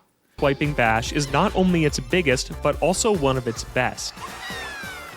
Jamboree is the true sequel to 2021's Mario Party Superstars I was hoping for, as well as a faithful follow-up to the classic Mario Party games from the Nintendo 64 and GameCube eras. Its boards stand with the most impressive in the series. Its great lineup of minigames. Dude, the bouncing balls, this is a staple. This is a staple. Do you know how many friendships were ruined because of this? Or any button mashing one? Man. Also, Mario Party always had this thing where like you were in the lead and then all of a sudden someone would steal your stars and you'd hate them forever. Man, I haven't played any of them since, I want to say since the N64 era. Maybe I played no, that's not true. I got the Switch one, Super Mario Party. I got that one for a bit. Sometimes celebrates Mario's history in delightful ways, and its new rules options are impressively flexible. Its side modes may be a bit uneven, but Jamboree otherwise iterates and improves upon this tried-and-true formula so successfully that it almost feels like it was plucked from an alternate timeline where Mario Party never lost its way at all.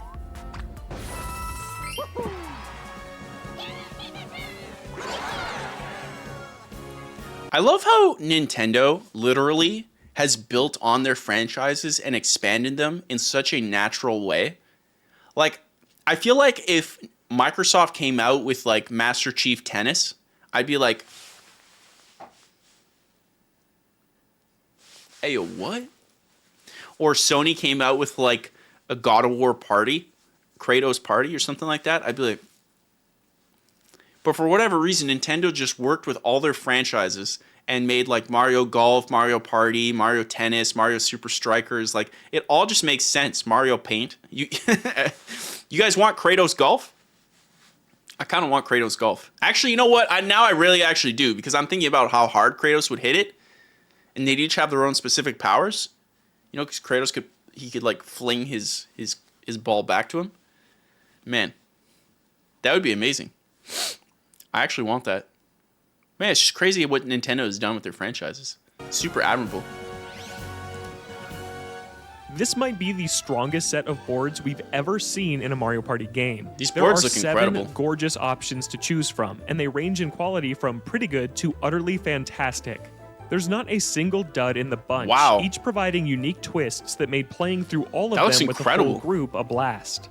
Here at Rainbow Galleria, recurring flash sales reduce the price of items and stars, while Goomba Lagoon's shifting water levels open and close branching paths, Interesting. potentially leaving you stranded.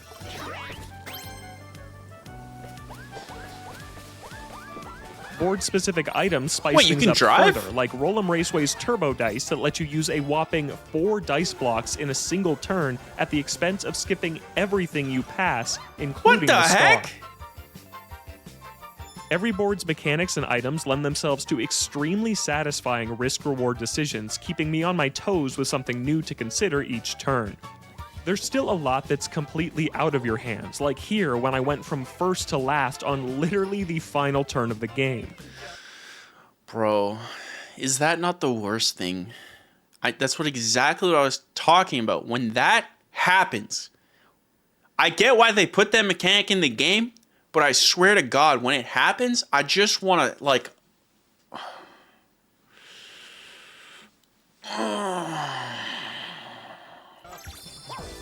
It's the worst feeling of all time. But it's fun, and often incredibly stressful, to know that a match is almost never over until the results screen. Yoshi stole a star from Mario with a star steal trap. Dude, honestly, I'm telling you, the friendships that get destroyed whenever this stuff happens disgust me. Real quick, chat. My goose bladder is going to explode. Give me 2.38 goose seconds. Hold on, let me put on text-to-speech back on. I can hear you. So send me your messages. I'm going to be right back, but you be nice.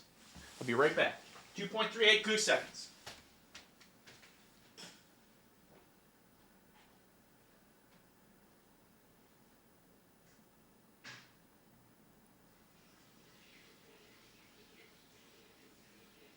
Game called Hot Shots Golf has Kratos in it.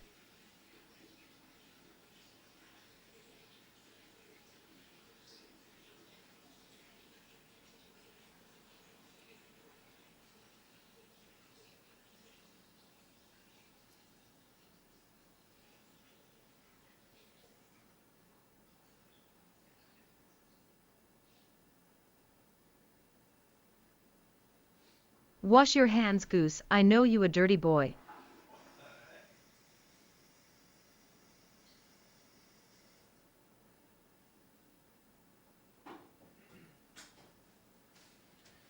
Okay, who said that? Okay, who's the guy? Sponge. 7th band of the day. Drink lots. Dude, I was We heard it escape your body.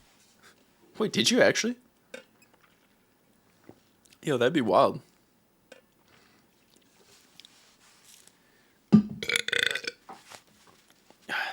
Wait, whose voice? Oh, you're talking about the IGN guy?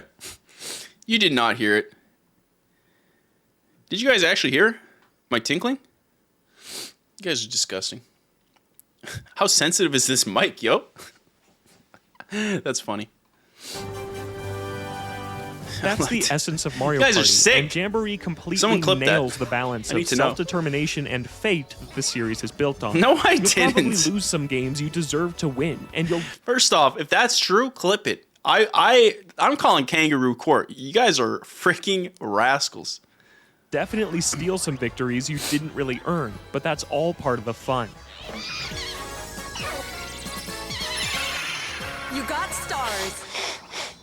If that doesn't sound like a good time to you, Jamboree's brand new Pro Rules completely reinvent the way Mario Party Wait, is Pro played. Rules? setting out to replace as many luck-based events as possible to make it feel like a highly competitive tabletop game. Item shops will have Interesting. limited stock. The singular bonus star category is revealed before the match starts, and everyone votes between 3 choices to select which minigame is played. Those are Oh just my a few God. of the changes that make Pro Rules a much sweatier choice, and I loved how different it felt compared to standard party rules. Yo, legit? Legit? I kind of want to do this now. I kind of want to do a stream pro. Oh, we should do a tournament with a pro stream. It'd be cool to do Mario Party with other content creators on stream and do some like, you know, whoever wins, the other ones have to like, I don't know, gift the other people some subs. I don't know, something where you guys win. Yo, Frog's in the chat. Honestly, real quick, Frog.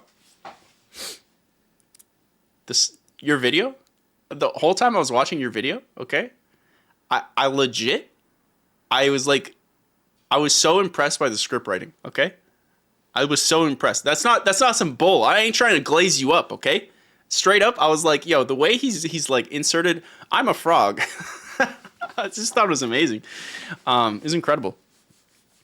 Chat, did someone clip it, by the way? Because I need to know. I do not believe you guys. You guys heard my stream. On stream. If you did, though. We didn't hear the faucet running. So I know you're trolling. Because I did do the faucet. I got it exactly whenever you guys... whenever Sponge James said I didn't wash. Which of course I washed. Would we lie to you? Of course you would. You guys would. You guys are just like Cameron. Hurt me. If you're someone who's complained since Mario Party's inception about how random it can all feel, Yeah. the inclusion of Pro Rules is Nintendo finally providing an entirely optional answer. Frickin' right. Let's go, Nintendo.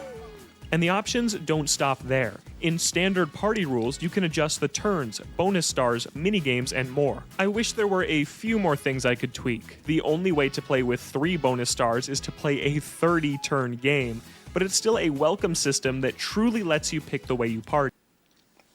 This pro thing, honestly, is really making me think about getting the game. Number 1. Number 2, this track. I'm assuming this is the one where they were racing around like Mario Kart. This looks amazing. That's a great idea.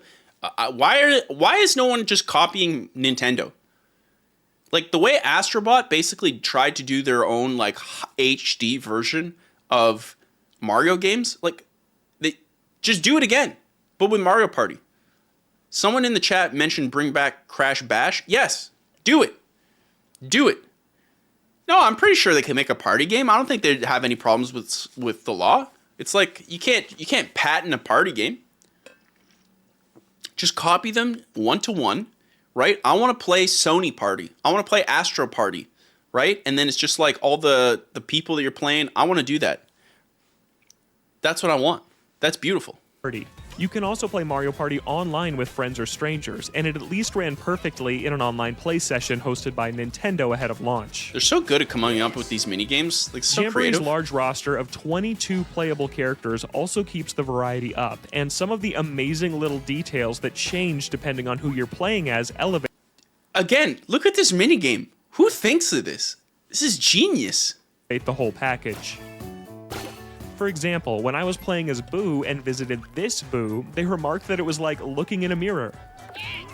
Or when Bowser That does Jr. nothing swings for by me. Koopa's shop, he's welcomed as Your Majesty by the faithful Troopa. The board game is just Does half of nothing the for me. equation, though, and Jamboree largely nails its other most important component with an awesome lineup of minigames. A new record. There aren't quite as many in the main Mario Party mode as I'd like. Jamboree boasts 110 minigames in total, but that includes the Wait, that's not enough? Holy, that seems like more than enough minigames for me. Especially if you haven't played all the other ones. challenges from every mode, not just base Mario Party. When you whittle it down, there are just over 50 minigames you could potentially get at the end of each turn. You also gotta, like, chat, you really have to commend Nintendo for their art style. Like, the Switch came out in 2017. It is now about to turn 8 years old. Okay? It is, like, on its last legs, and it's not like it launched like it was impressive or anything. And yet they just pushed this cutesy 3D art style. It's amazing. Really, really, really, really good. This puts Jamboree more in line Looks with beautiful. older Mario Party games, which was mildly disappointing after Superstars spoiled us with over 80 options that could regularly appear. But the Let's go. minigames that are here are pretty much all great. Highlights include working with a partner to cut these sizzling steaks exactly in half, trying to take a photo that That's perfectly amazing. matches an example, and surviving as long as you can while dodging endless falling sandwiches. There are a handful of returning minigames too, with old favorites like Jump the Gun making a comeback. The motion minigames are even more fun than I expected, and I actually didn't mind having them in the rotation, even though you can turn them off entirely if you want. Interesting. I definitely wouldn't turn them The off. mechanic Jamboree introduces centers on its cast in the form of Jamboree Buddies, which are allies you'll compete to recruit during longer, more complex minigames. These showdown minigames are one of the highlights of Jamboree. Each one celebrates a different character on the roster with clear adoration for Nintendo history. Luigi's game takes place in a mansion, while Donkey Kong's is a rhythm game where you bang on bongos. Sick. When That looks bringing awesome. a Jamboree buddy around the board, every action you can take is doubled. That means you can buy 2 stars, but landing on a Bowser space will have you visit the big guy twice. Jamboree buddies only stick around for a few turns, so you have to Interesting. make sure to maximize their powers and character-specific abilities before they leave, adding yet another layer of strategy to the mix. My only hang-up with the Jamboree buddies is how easy they are for other players to steal. You can fight your heart out to win one, but all it takes is another character passing you to swipe them away. Chat, I really have to say, it's really weird to me to review a Mario Party game with this level of scrutiny. Is that not weird? It's like, it's just a Mario Party game, you know what I mean? This is like 10-minute review. It is weird, right? Yeah, it's still a game, but it's just like down to the specs of like what will work and what won't work. It's like very, very verbose. Good on them. But yeah, it's it's crazy. It would be cool if it wasn't $90. That's true. Not especially in Canada. That's oh man, you're looking at over $100 after tax. It's tough to justify for a Mario Party game. That is one of the main blockers, to be honest. Games, I feel like, Chet, do you guys feel like games, if they were like $50, you would buy more games and thus be more accustomed to paying more for like the microtransactions that are never going to go away, sadly? Like, I feel like they would win on volume if they put the price down. I know games cost a lot, but I feel like with how much it doesn't cost them to make a digital copy, I feel like $50 is a better price. Like $49.99? Exactly. Mostly buy it on discounts? Yeah, like, exactly. I just feel like the games are so expensive these days that I don't even bother. I would like, this would be a game I would get back in the day, but for $100, bro, your boy's got to eat.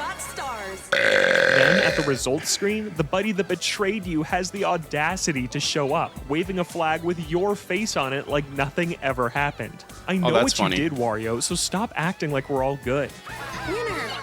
What the heck? It was initially frustrating to play such a long minigame that could end up being for nothing, but I eventually got used to watching my back to keep my buddy safe, even if losing them is occasionally inevitable. Mario Party's runtime is seemingly at an all-time high. In the early going, it took my group of 4 roughly 2 hours to finish a 15-turn game, though that time went... Bro.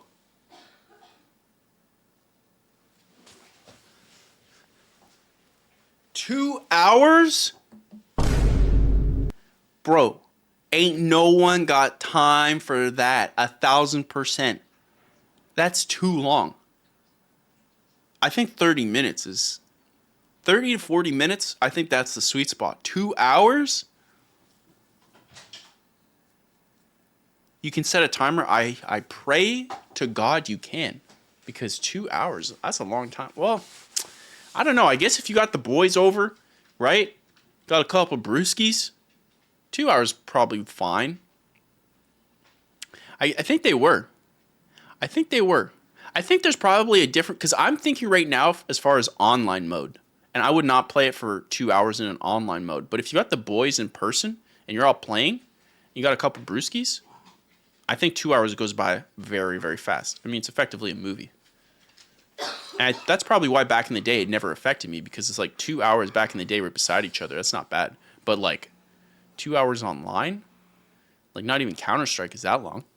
And those are long matches. Skill issue? How dare you, Anmine? How went down dare as you? everyone got more familiar with the minigames. I don't mind how long these matches take because I'm always having fun, but it's a big time commitment all the same. Still, I significantly prefer that to the watered-down Mario Party games we were getting for so many years, and there is an option to save and quit your match and return to it later if you run out of time. Congratulations! W Nintendo. W Nintendo. The big new additions in terms of side modes are Koopathlon and Bowser Kaboom Squad, which are admirable attempts at giving solo players something else to do online, but their quality is a roll of the dice. Koopathlon is a marathon of single-player minigames played against 19 others simultaneously. The minigames are fun, but there are only 9 of them, and I was left feeling like I'd seen most. Is that Jessica Rabbit? What? Who is this? I've never seen this person in my life. The heck? Is this just like a regular human? The chick from Odyssey? I don't even remember. The girl sings in Mario Odyssey? I do not remember this whatsoever. She does not exist in any part of my brain. Pauline? She does look like a Pauline. She's a mayor? Chat, how much Mario lore did I miss? What the heck? Most of what Koopathlon has to offer after just a few runs. Time's up. Meanwhile, Bowser Kaboom Squad is a cooperative mode where you work with 7 others to take down Imposter Bowser. It gets old fast, and the cooperative minigames are incredibly frustrating when playing with strangers you can't communicate with. Yeah, that makes sense. Party Planning Trek is Jamboree's attempt at a story mode, but it's similarly forgettable. Other than that, there's a trio of motion control modes, with the clear standout being the Rhythm Heaven-inspired Rhythm Kitchen. Who comes up with these minigames? They're incredible, dude. Nothing here amounts to more than a small distraction, but they're harmless enough that their mixed quality doesn't detract from how fantastic the main party mode remains. Here we go. The Super verdict. Mario Party Jamboree is an amazing follow-up to Mario Party Superstars and easily one of the best games in the series. Not only does it faithfully return to the classic formula established in the Nintendo 64 entries, it confidently improves upon it with a fantastic set of boards that introduce unique and memorable mechanics. Hey, yo. It's also the most flexible Mario Party has ever been, with tons of ways to customize your game, including its brilliant new optional pro rules that reduce luck-based elements and crank up the strategy for those who want it. You got a star. The wonderful maps are supported. Chat, we need a core group of people that we can stream these multiplayer games with. We need a squad. We have to assemble a team. You understand me? We need to assemble a team. We need a Goose Evening Live team to play Mario Party with. That's what we need. Chat, we're going to have to figure this out, okay? I need you all in the Discord, and I need you starting to figure this out, okay? We need more community modes. We need more creator modes. We got a vibe. Keep it in your head, chat. By a great lineup of new and returning minigames and character-specific challenges that steal the show. Here we go. Even if I wish there were just a few more minigames in the rotation, Just finished. the Wow side video. offerings may not have much staying Great power, job. but when Hold on, Bebo. First off, not only did you interrupt the stream, okay, that's number one. Number two, not only did you leave the stream to finish another video. Bebo, you're supposed to finish the stream and then you go to the video. Bebo, I swear to God, Cameron, find out Bebo's address. Find it. Because we're getting over there and we're putting dirt in his eyes.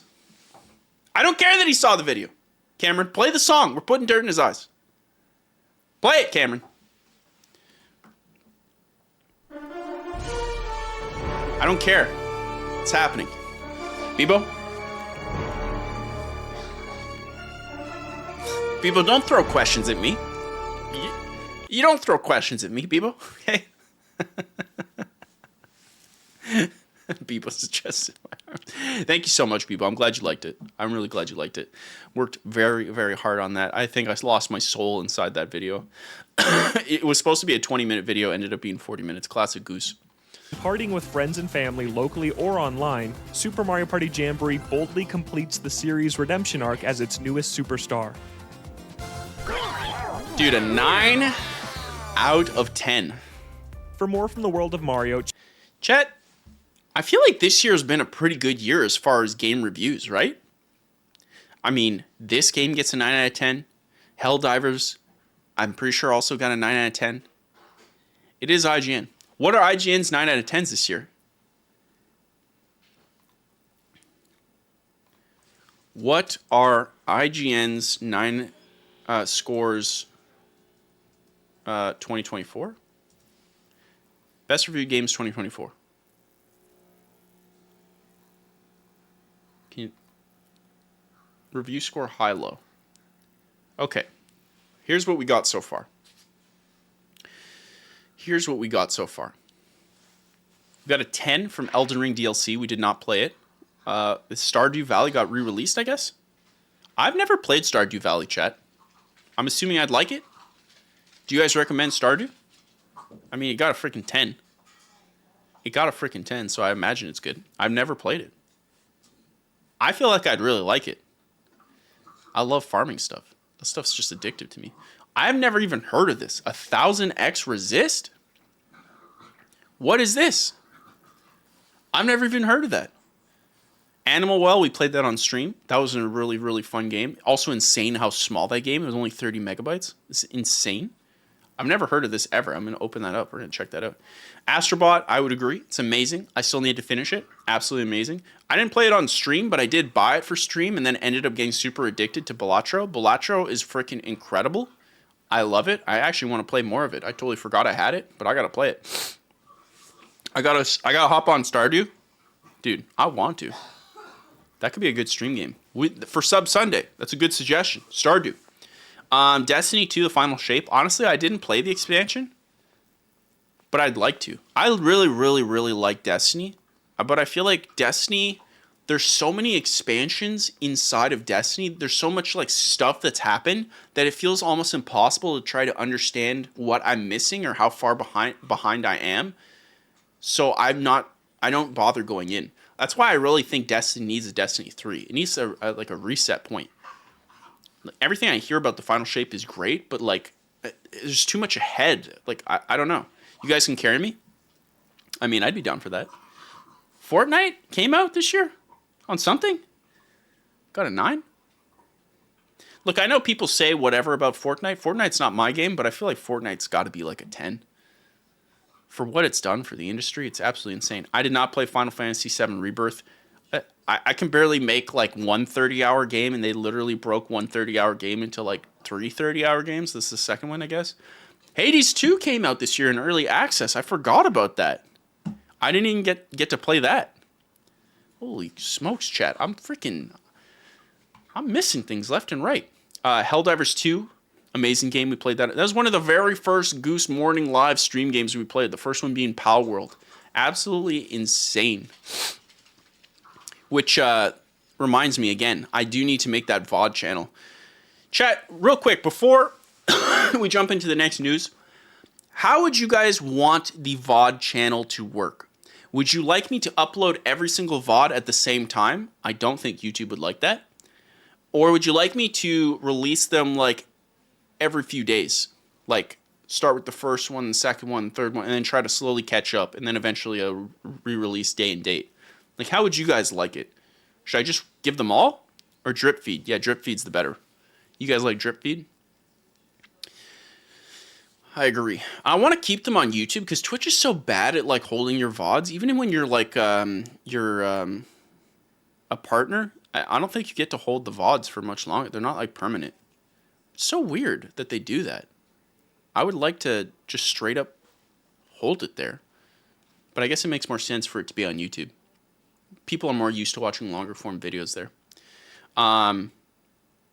Every few days. Okay, so you guys are seeing You'd love to see my VODs. Dude, I'd love to go back and rewatch the first one. The first one was so interesting because, chat, I didn't promote it whatsoever because I didn't want to bother the YouTube audience. I didn't want to bother anyone. I think I had 200 followers on Instagram. And I remember doing the Twitch stream, my first one, 0 viewers. And I knew I had 0 viewers, but I had to act as if there was multiple viewers and pretend that there were people there watching. And I think 1 or 2 people came, and I'll never forget them. They were so awesome. One of them was Tugger Nuts. I don't know if he's watching here lurking, but he's on Instagram, and amazing person. Helped me a lot in the early days of the stream. Absolutely insane. Crazy memories. It's hard to believe that this stream is less than a year old. It's hard to believe. It's really hard to believe. Like, we're on like stream, I think 38 or something like that. Insane. We've grown so much. Absolutely insane. What else came out? Like a Dragon. I didn't play this. I never really got into the Yakuza games. I never really got... Okay, this game right here. This game. Metaphor ReFantazio. I'm hearing such incredible things about this. I'm hearing incredible things about this game. I don't know anything about it other than it's made by the Persona people. I never really got into Persona. But I kind of want to try it. Also, I don't know what the heck this is. What the heck is this? Is this on Steam?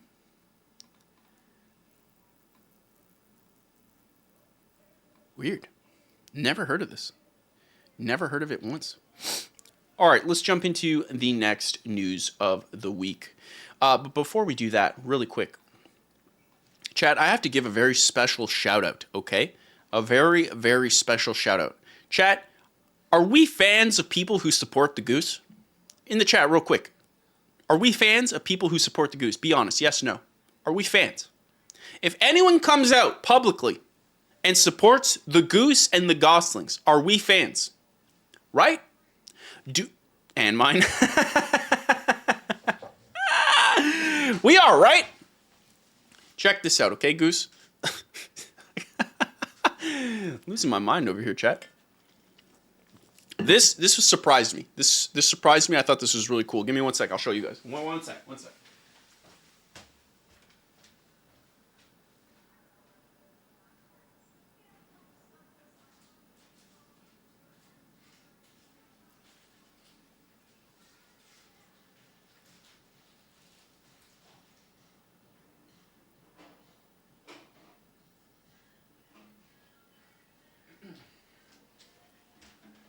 Chat, look at this, okay? Look at this.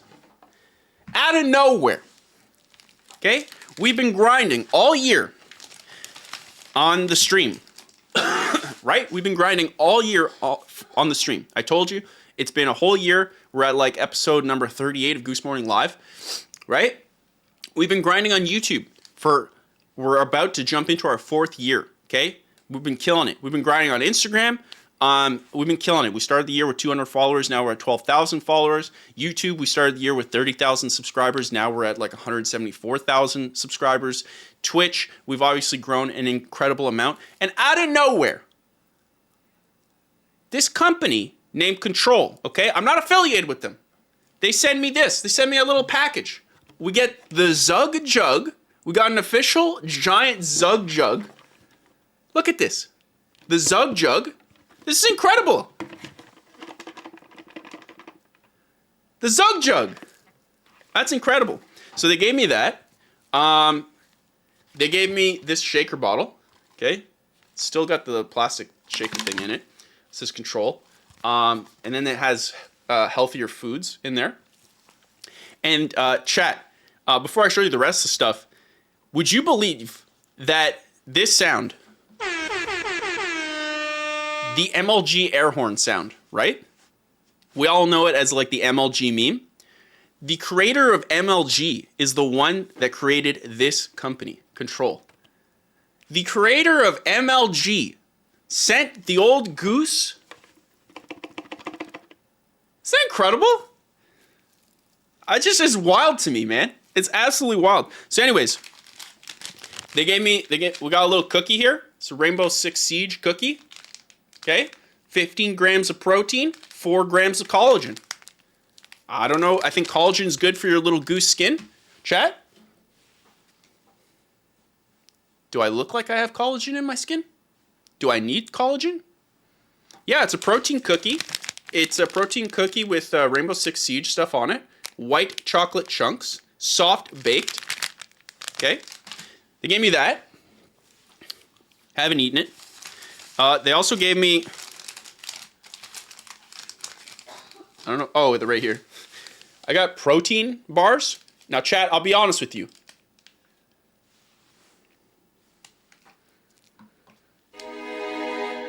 I ate them. Okay? I ate them. I'll be honest. I ate these protein bars, and I'll be real. This is the chocolate chip cookie dough. Yeah, chocolate chip cookie dough. And peanut butter s'mores. There was another one. I forget where it is, but I ate that one too. The peanut butter s'mores. Hey, yo, peanut butter s'mores. Okay? The creator of MLG is Sundance Di Giovanni. Okay? Sundance, that's a heck of a protein bar. That one, the peanut butter s'more one, absolutely amazing. They also sent me meal replacement. So this is basically, you just put it in like milk. Okay, it's like a protein shake. Meal replacement, 23 grams of protein, all that stuff, 230 calories. They gave me a bunch. Got a bunch here. This one is cereal. This one's cereal. And this one is Cocoa Crunch cereal. Cocoa Crunch. The first one I showed you was Oreo. And then, yeah, I also had another protein cookie. This one was chocolate chip. I'm sorry, chat. I ate it, okay? I got hungry. There's another one, too. I had the cinnamon meal replacement shake the other day. I had the cinnamon one. And it's not bad. It's not bad. Pretty good. So real quick, I just wanted to give like a huge shout out to Control. Like, again, they just sent that to me. I thought that was super cool. The chat, people are noticing the goslings in the goose. That's crazy. That's surreal to me. And the fact that it's like literally the creator of MLG, who is behind this company, that's crazy. So anyways, all this to say, not affiliated to them whatsoever.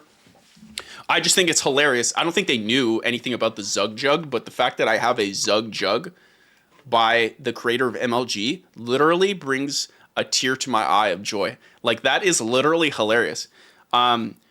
I'm going to put somewhere here, control your Zug Jug. Or control your Zug. I'll put something like that. Oh, there's something here. It says cater to real life. Doesn't mean anything to me, but control your Zug? That's pretty amazing. So anyways, I just want to give a quick shout out because, like, honestly, it's the first company to ever support the Goose. So, you know, I don't know how this stuff works, but, like, yeah, I think that's super cool. So if you're interested in that stuff, it's available there. Control. They have a bunch of the things I just showed you, including the Siege cookie, which is crazy. The meal replacement shakes. They got all that stuff. They got a whole bunch of stuff. I really, really have to emphasize this. This surprised me how delicious this was. Okay, control your jugs. Bebo, get your freaking mind out the gutter. I give you 2 seconds. This one, Paradise Potion, that I don't think I want that. I feel like for meal replacement, a milk-based thing, I want something like, yeah, like caramel macchiato. That one's a good one. A strawberry. That one's a good one. Actually, I don't even know what else they have. Meal replacement shakes. What do they even have? Yeah, this is the one they gave me this. Okay, this is the one I had. Cinnamon toast. Bro, this one was actually really, really good. Oh, and I had this one. I had the strawberry one. That one was good. I think I had this one.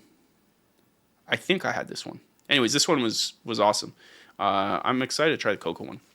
So anyways, that's that. I just wanted to shout out them. Honestly, I've been grinding like crazy, so it's insane that a company just reached out and then gives a package like that, and I just feel like I wanted to, you know, say thanks back. So thank you to them. And anyways, let's move on with the show. This makes me feel uncomfortable. I don't like talking about this stuff. It's crazy though. I can't believe literally the MLG air horn guy. Cameron?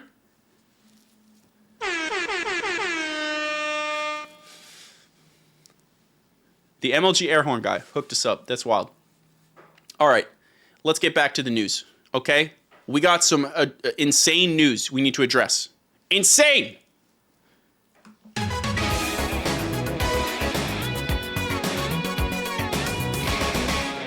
Chat, it has been 12 months since Blizzard, apologies, Microsoft purchased Activision Blizzard. Goose, get it together.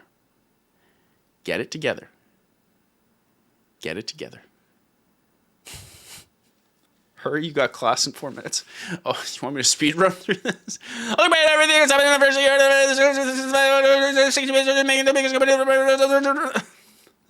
I'm sorry, Wiley. I'm sorry. I'm trying. Also, shout out Mr. Danny Lemon saying that Control helped with my calves, really making me pop off. I love that. That's amazing. Yeah, so it's been a year since Microsoft purchased Activision Blizzard, which, quite honestly, I still remember the first time I saw that news break out. I remember being mind blown that happened. What, wasn't it $70 billion? Yeah, $68.7 billion. Bro, that is a mind-numbing amount of money. And they spent that acquiring Activision Blizzard, the Call of Duty people, the World of Warcraft people. I remember seeing that and feeling like, wow, where are we going now in this industry where this is like the moves? Also, chat, real quick. Do you guys, who in the chat knows what 3 Mile Island is? Who in the chat knows what 3 Mile Island is? Let me know real quick. This is important to Microsoft. Who knows? Some of you might even know where I'm going with this. Yes, no, 3 Mile Island. I know it. I don't. Mr. Danny Lemon says nukes. Somewhat. It's the place in Australia. It is not in Australia. It's in Pennsylvania. 3 Mile Island. Where is it? Pennsylvania, yeah, Harrisburg, Pennsylvania. Okay, so there's an island in Pennsylvania, right? Boom. So there's an island in Pennsylvania with 3 nuclear, maybe 4 nuclear reactors. Okay, is that Rebirth Island? Chat, get it together. Get it together. It's where Cameron came from? That's probably true. I think it's actually where Simpsons was referenced. Yeah, Weezer actually nailed it. Where Homer does his, where he works. I'm pretty sure this is what influenced that. So this island, it's in Pennsylvania. It literally has a bunch of nuclear power plants here, okay? One of them did have a meltdown. It caused a big stir post-Chernobyl, and it scared a bunch of people. Well, this whole island, which was, shut down to my knowledge after that meltdown, okay? Microsoft, the giant tech company, the company that just spent $70 billion on Activision Blizzard and basically bought out the biggest games in the industry rather than make their own good games, that company, they bought 3 Mile Island. They bought this entire island to power their AI. Chat. Microsoft bought a power plant island that had a meltdown for their AI. That is the world we're living in. They bought Activision Blizzard. They bought Call of Duty, World of Warcraft. Haters will say they bought it for Crash Bandicoot. Let's be real. But then they bought a freaking power plant island. Microsoft buys 3 Mile Island.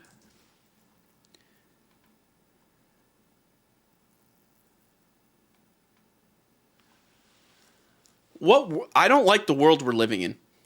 The world we're moving into, nuclear-powered AI before GTA 6. Yeah, I don't like the world we're living in. It's starting to scare me. It's going too fast. I don't like it. Chat, I'm getting nervous. It is clean energy, but I just don't like the idea that a publicly traded tech company is working with OpenAI, the company that's clearly ripping off a bunch of people's data, and clearly screwed over the people who started the company, even though it was called OpenAI. Now it is a private AI that is for profit, has now bought a giant power plant island, or is in the process of buying a giant power plant island that has already had a nuclear accident before. It says right here in 1979, and now they're buying it for their own power related problems for AI. I just don't like the world that we're going to. It's scary. I have questions. I feel nervous. Someone hold me. Okay? Anyone. Not Cameron. Anyone but Cameron. Everyone else can hold me. Not Cameron. If Cameron comes close to me, I'm going to put him in a headlock.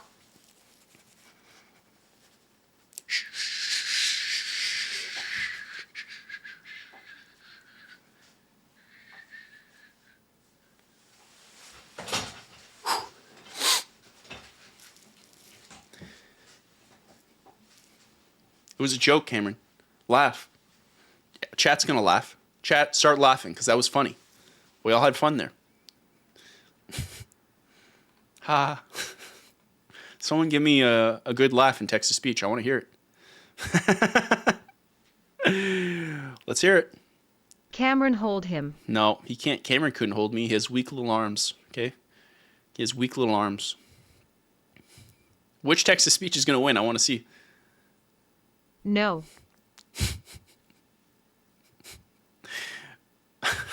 I love how that one won. Versus Benny's. Is it going to... No. That's it.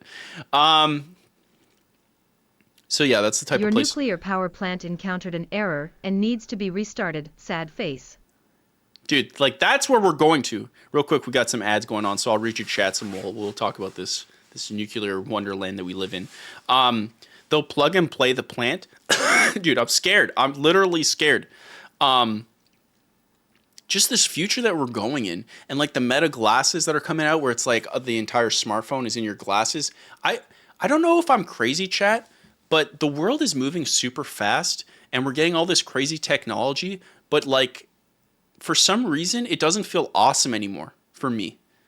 I remember in 2007 or even 2010, like when everything was like coming out, the iPhone, social media, everything was growing. Electric cars were starting to happen. I remember being so inspired and everything was so cool.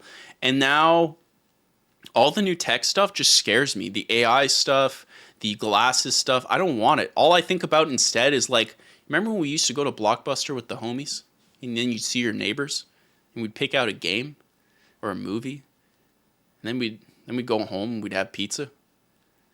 Remember those days? Ha ha ha. Wasn't that funny? That's all I think about. I don't even think about the new tech stuff. In fact, I don't care about the tech stuff. My phone is good. My phone is perfectly good. My consoles, I don't want them any smarter. We need a metaverse video update. Bro, I would like to do that actually. I made a metaverse video once. It was a little too... yeah, it was different. It was different. Lessons were learned. It bombed pretty heavily. Lessons were learned. There's no pizza in the future. Dark dystopia. Yeah, I don't want to live in this non-pizza world. I don't like it. It scares me. Boing boing ping pong. I know where you reside, Goose. All right, Sponge Aim, 7th and 8th and 9th ban of the day, consecutive bans. Cameron, I want you to ban Sponge Aim, unban, and then repeatedly ban him for the next 3 to 6 months. Thank you. All right, as I was saying, it's been a year since Microsoft purchased Activision Blizzard, so let's look back at what changed in this article by Victoria Kennedy at Eurogamer. She does exactly that.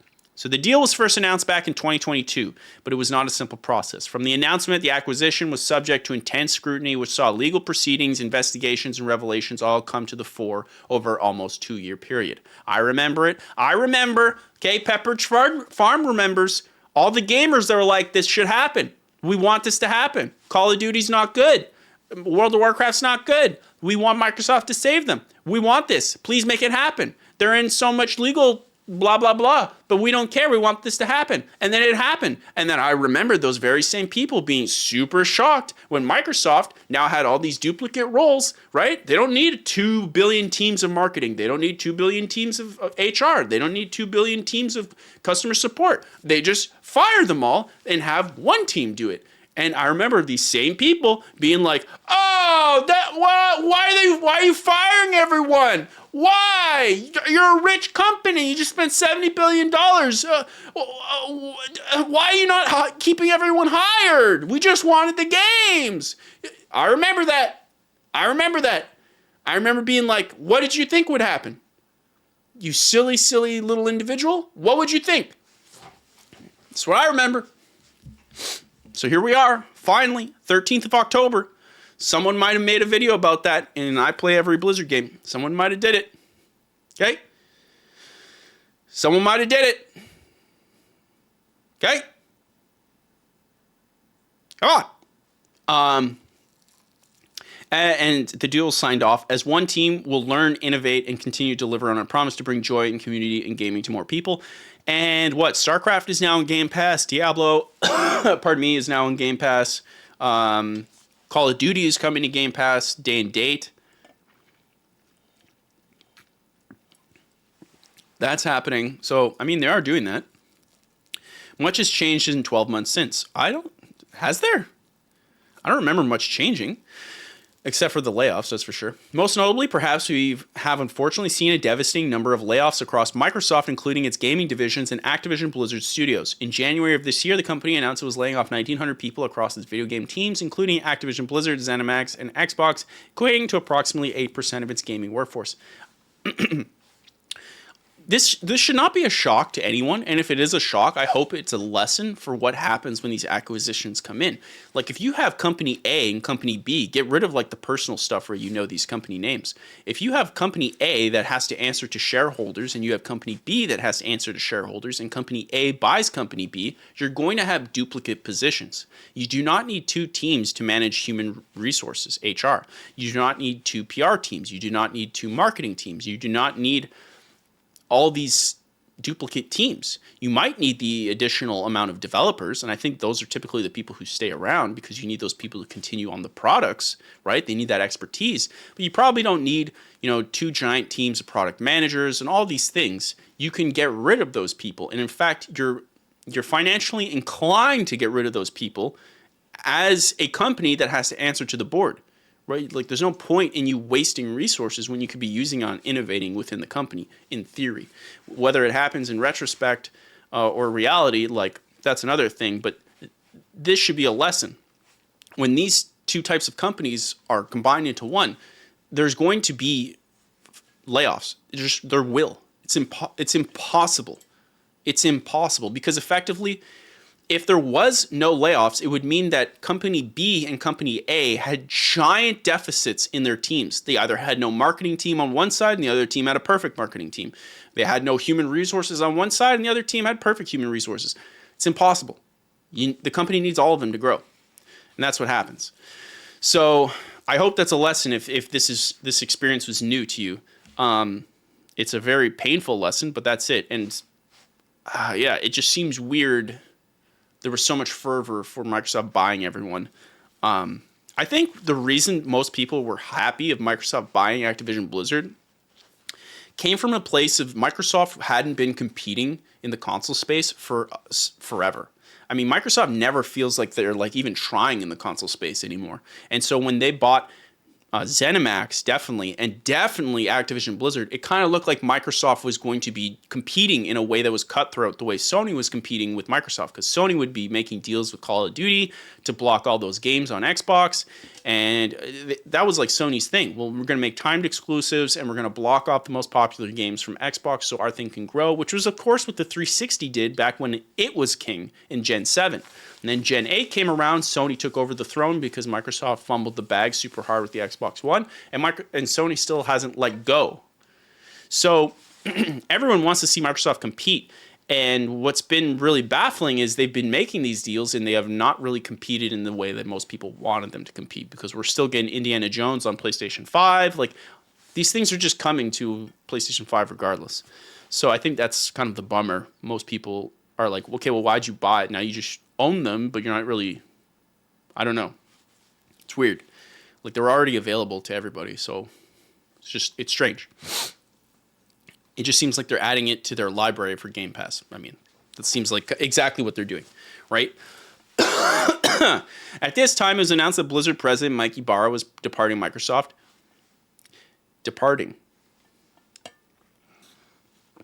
Departing. Along with chief designer Alan Adham, one of the founding members of Blizzard. Departing.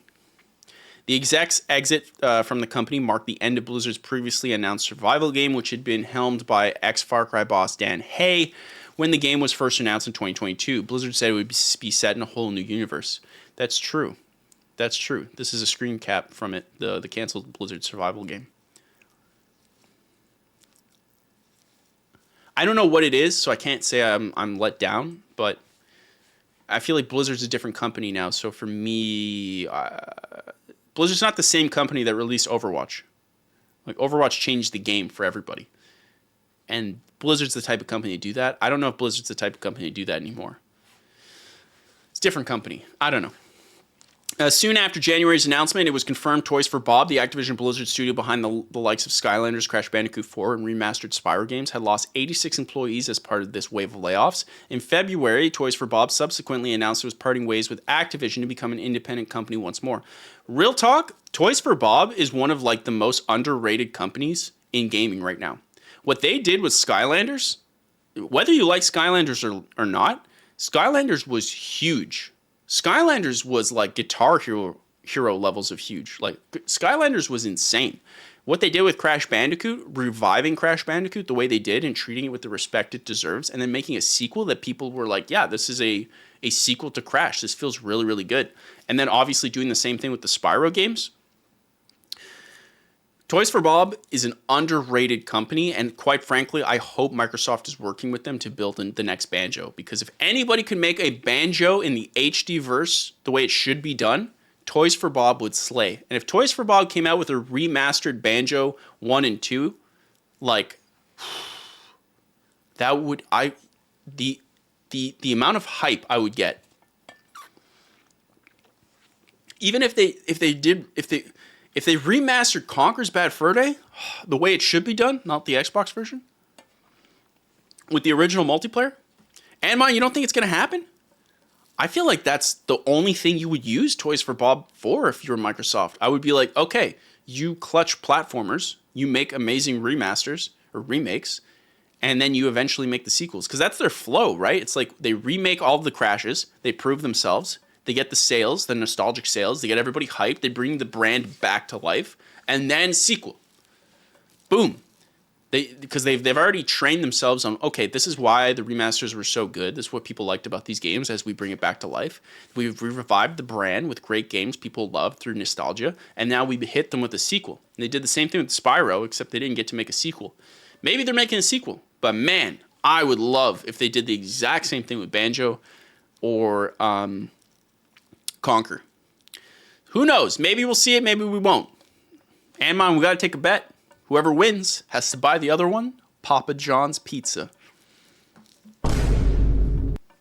Oh, and mine.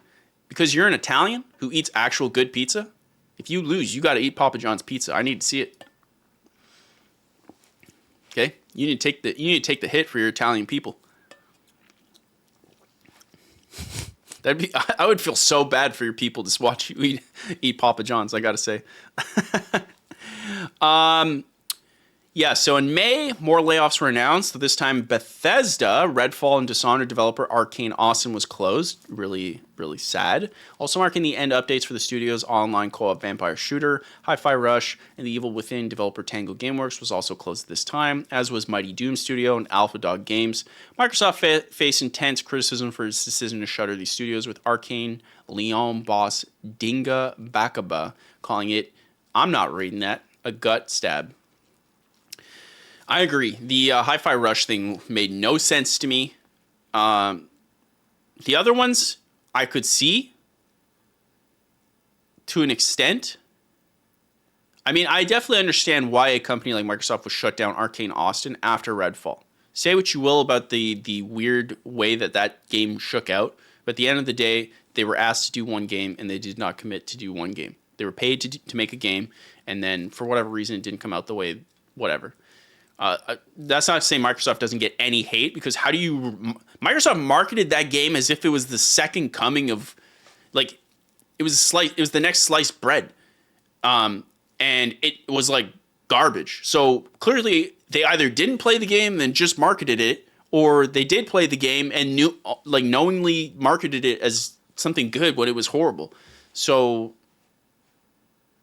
I could see why they would fire them because they're cutthroat, but like also it was a giant nightmare there. This whole thing, this whole section here in Microsoft's history, which is earlier this year, man, crazy.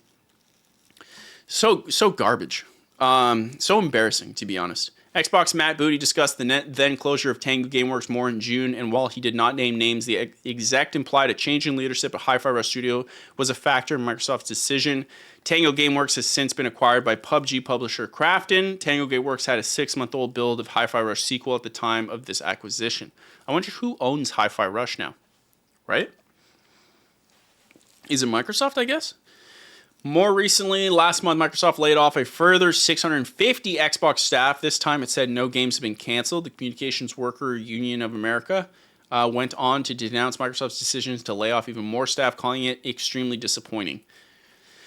Of course, the addition of Activision Blizzard to Xbox includes a platform holder now owning Call of Duty, instantly making Microsoft one of the biggest third-party publishers on PlayStation. But Xbox has gone further this year already, introduced some of the other first-party games to additional platforms. In February, Microsoft confirmed it would be bringing 4 previously Xbox-exclusive first-party titles to PlayStation 5 and Switch.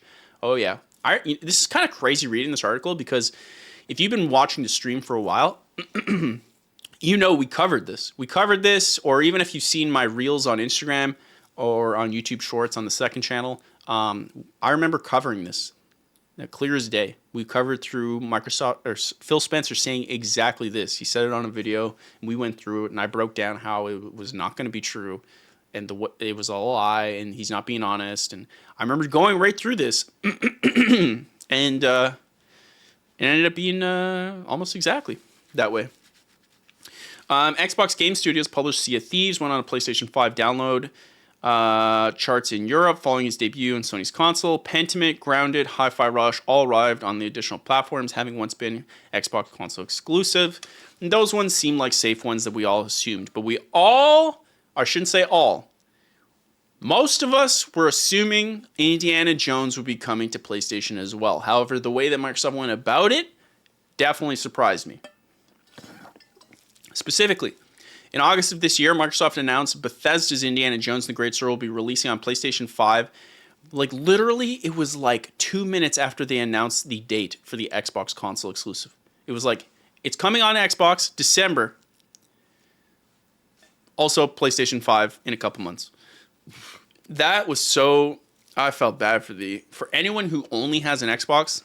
I was a big Xbox stan. I have all consoles, always did get all consoles. I love gaming, so I get them all. I felt bad for the people who went full Xbox with that announcement. I was like, sorry, bro. Industry professionals have also said it understood the majority of Xbox games will eventually be coming to PlayStation in the future. And why wouldn't they? Because Microsoft has effectively trained the public to say, hey, our games will come on PlayStation. They just will.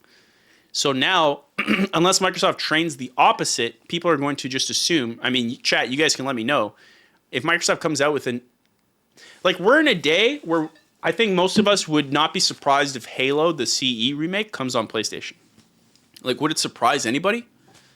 I mean, it wouldn't surprise me. I actually would feel pretty disappointed because I feel like if you put Halo on PlayStation, the next Halo CE remake or whatever it ends up being, the Unreal Engine thing, to me, you just give up the console. Just give it up. It's not for anybody at that point. I just don't see why you would care. Forza on PlayStation seems wild. Yes. Has that happened? Dude, that would be wild. That would be throwing in the towel. I also feel like Gran Turismo just destroys Forza these days. I feel like most car guys, to my understanding, are more team Gran Turismo for a better product. I feel like Forza has been so blah for like the past 5 iterations. Maybe I'm wrong. The last one I really got into was Forza 3. I remember really loving Forza 2. And Forza 1, to be honest. I remember playing that on the Xbox and really, really liking Forza 1. It was one of the first games I bought with my real adult money after going to work. I don't know why I bought Forza, but I did. In March of this year, Diablo 4 made its game debut on Game Pass, and Xbox said it was part of Microsoft's promise to offer Activision Blizzard games on the subscription service. Call of Duty Modern Warfare 3 then joined Game Pass in July. This year's Black Ops 6 will be available to subscribers when it arrives 25th of October. Holy! Chat, Call of Duty is next week? Chat, should I play it? Should we play the old duties? Should we duty it up? Chat, I feel like we have to do it. I don't know why I'm asking. We got to do it. I need to play it. I actually think I'm going to be... I'm supposed to be back. My mom is having her birthday next week, so I'm going to be streaming from her location. So, okay, I will try to get it on the console because I have an Xbox Series S down there, so I'll try and get it so we can stream it there. We'll be in the Zug dungeon, as we call it.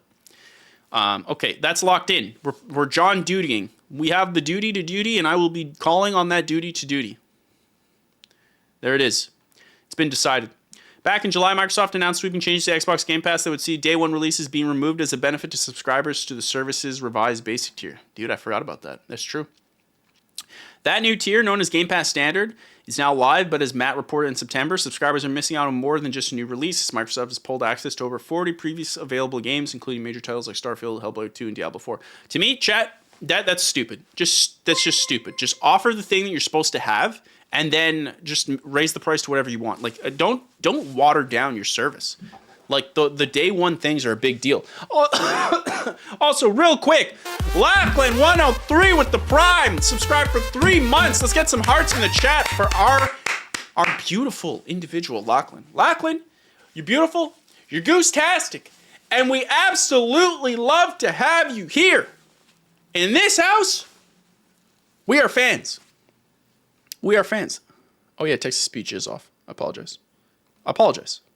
Evie never had any console except when I had some Nintendo console, and I remember playing Super Mario on old fat TV.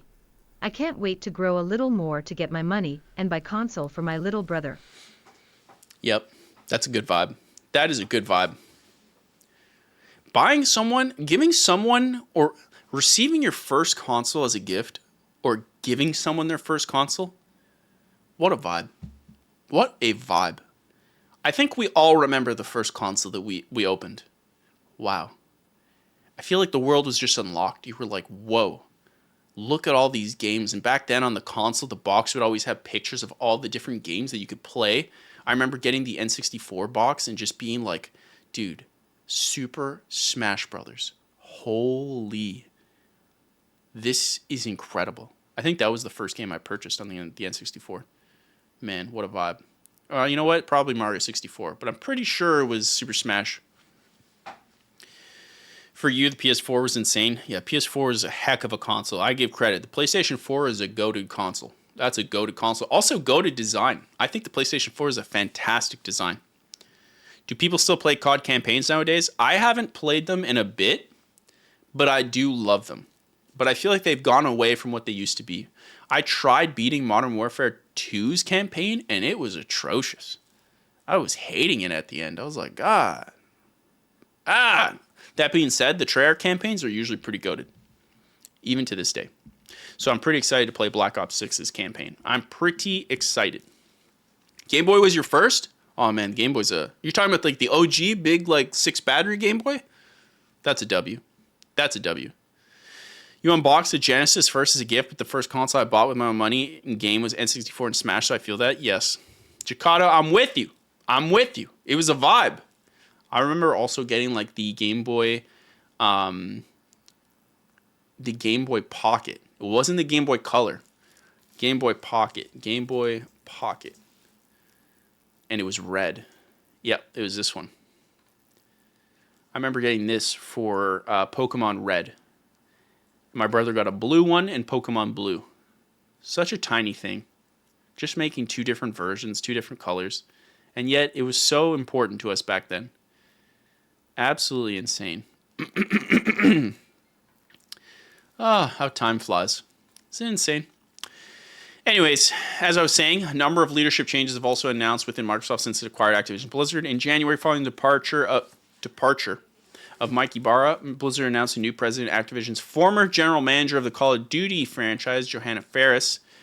Then October, Matt Booty, who was previously known as head of Xbox Game Studios, landed the role of president, game content, and studios. Microsoft's Sarah Bond also saw her role at the company expanded at this time, overseeing a swath of internal teams under the new role of president of Xbox. Yeah. Meanwhile, controversial Activision Blizzard boss Bobby frickin' Kotick, aka one of the number one villains of like 90% of my videos, at the end of December, he got out of there with a pretty big bag.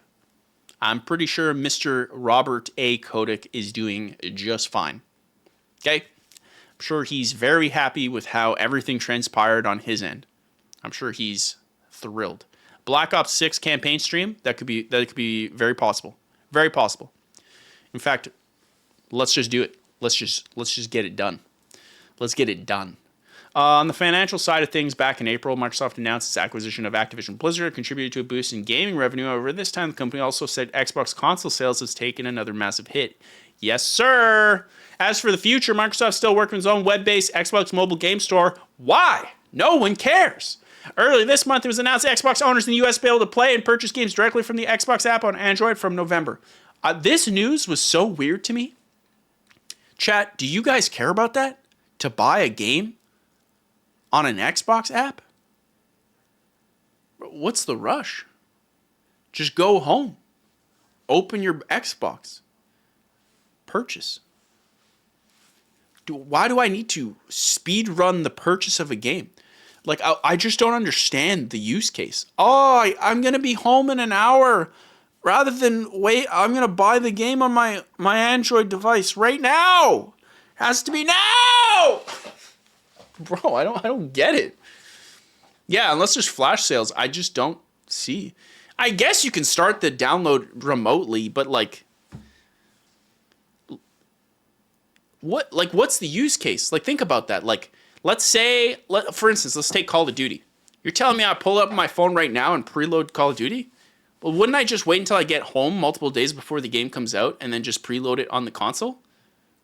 It's just not natural for me to pull up my phone and be like, oh, I gotta buy this game. It's weird. It's just weird. I just don't see why they would do that. So 1 year later, what do you think of Microsoft's purchase of Activision Blizzard? Chat, are you happy that Microsoft, how would you say the past year has gone for Microsoft, Activision Blizzard? What grade would you give Microsoft for the first year owning Activision Blizzard? A, B, C, D, E, F. Nobody uses E. Nobody. But you could if you wanted to. You could if you wanted to. For me, you know, I probably agree with Benny. Mr. Danny Lemon. I'm between Benny and Celine. I think this year was like, whatever. Bad. Yeah, they just fired a bunch of people and gave away all their games. And then they diluted their Game Pass service. And quite frankly, they put leadership in that I would love to interview these people. I think it'd be really fun to have a actual normal conversation with someone who loves games such as me. And I think, chat, I feel like my YouTube content shows I try to put the positivity on games and I really treat games like the art that I believe they are. I think that type of person interviewing a person like this would be really cool. So, Xbox people, if you're watching like we know you are, hit me up. I would love to have a chat with you guys on stream. It'd be amazing. I think the chat would like that. I'd like that. You'd like that. It'd be amazing. We make great clips. You could spread it and do your thing, whatever you want. And from what I see, the leadership feels very, to me, I would love to be proven wrong through an interview where we can actually find out. But to me, the leadership at Xbox feels very corporate-y. And having worked in a corporate environment for many, many years, I do not appreciate the corporate environment. The people who excel in that place are usually pretty two-faced. So that's the sense I get, but I would love to be wrong. I'd love to be proven wrong. So I'm just saying, Xbox people, if you're in the chat like we know you are, okay? Cameron's going to give you one. Cameron? We'd love to have an interview. We'd love to talk. I want to know why you made the changes you did to Halo. I want to know. Clip it, send it to Xbox. Xbox, let's have a chat. Let's have a long, honest interview. There's no gotcha journalism here. We just want to have a long human conversation. Because chat, here's my thing when it comes to these giant corporate companies. The interviews are just weird. They're weird fake marketing. I want to have real conversations with gaming people and ask them real questions like, why did you change the Halo rocket launcher in Halo 5 for a green tube? Why did you do that? Why'd you do that though? Why'd you charge for the color blue in Halo Infinite? Why do you do that though? What is your strategy with the Xbox console? I actually genuinely want to know.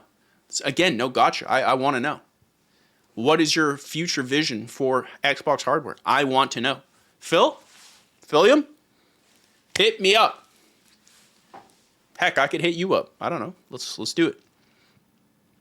You know? But will they just talk to John Xbox? They said they won't talk until you play Simpsons Hit and Run. Listen, if you set up an interview with me, John Xbox, I will play Simpsons Hit and Run while we interview. It'll be like I play it and I ask you questions. For every time I hit a pedestrian, I'll ask you a question. Think about it. Think about it. It'd be huge. It'd be huge. You're putting together notes during your first playthrough of Halo 5, and the rocket launcher is definitely one of them. Listen. Every Halo fan, every real Halo fan played through Halo 5 when it first came out and was like, why would you change the rocket launcher? Why? Why? Why? But why? Why? Why? Why? Why? Why? Why? Why? Also, they had another question. Why is it whenever I get a headshot in Halo 5, it sounds like this? Why? The sci-fi military game. Why? We just want to know why. Why you went with this. Why? That's all we want to know. That's all we want to know. It's pretty simple. That's all we want to know. Why? The plasma pistol sounds whack. Dude, there's so many decisions. Why? We all want to know. We got 1 minute of ads here real quick. And then I think, let's see, we got a couple options here. I just want to see how big these are.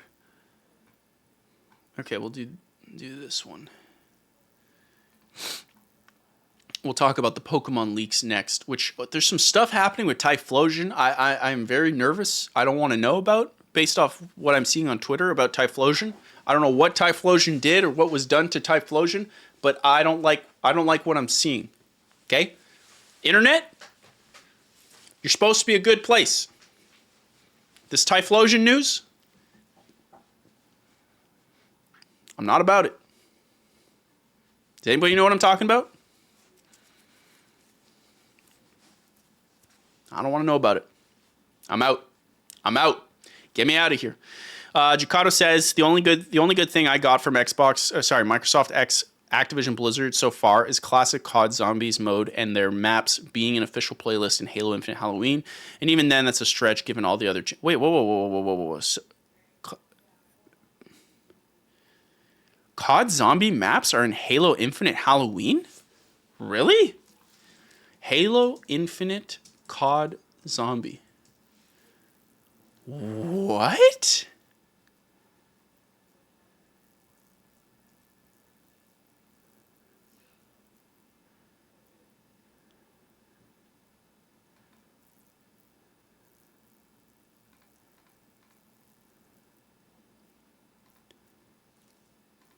What? I'm not... Does anybody have, like...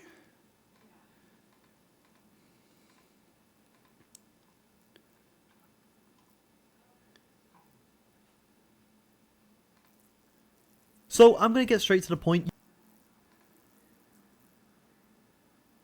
Dang.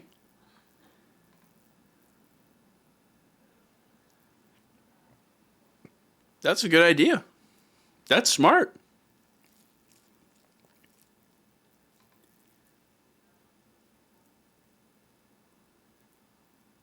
Let's Yeah. go.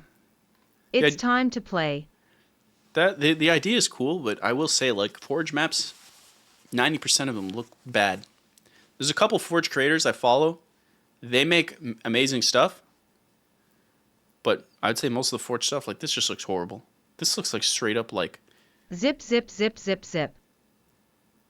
Zip, zip, zip, zip, zip. You got me confused. Do I have to zip something? What? Chug that jug? Oh, you guys just saying that like I'm like I sound thirsty?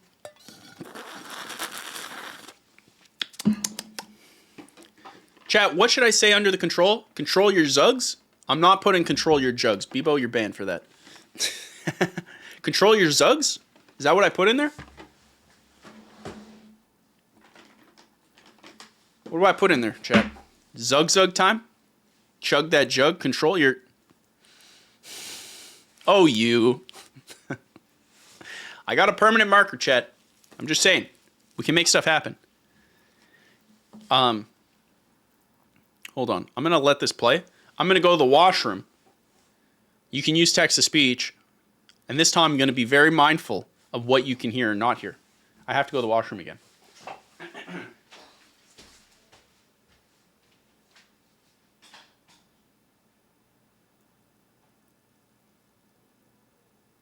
Run, Cameron.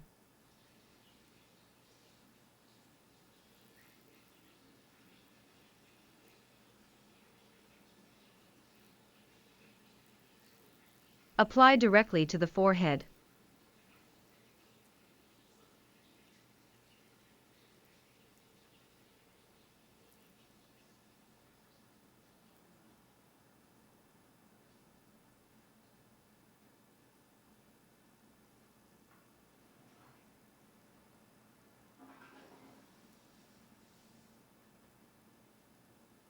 Can 100% hear you peeing. LOL. Cameron, do not move. Stay there. All right, who told Cameron to run? You guys don't know, but I have his legs hooked up to handcuffs. He's not moving anywhere. Joke's on you. Joke's on you. And you cannot 100% hear me peeing. This is a lie. This is a lie. This is kangaroo court. Ah! It's a good cough. That's a solid cough. Chat, the last news of the week is a doozy, kaboozy, shamoozy. That's what they say. It's a doozy, kaboozy, woozy, moody, shimmy moo.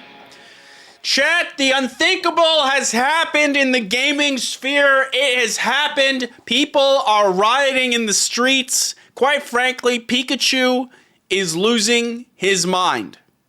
The news is out. Game Freak leak reveals Generation 10 details, Pokemon MMO, and codename Synapse. That's right, chat.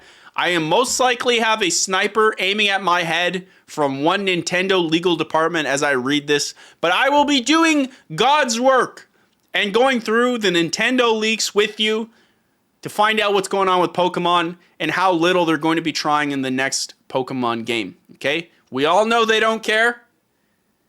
And the Pokemon are 90% probably AI at this point.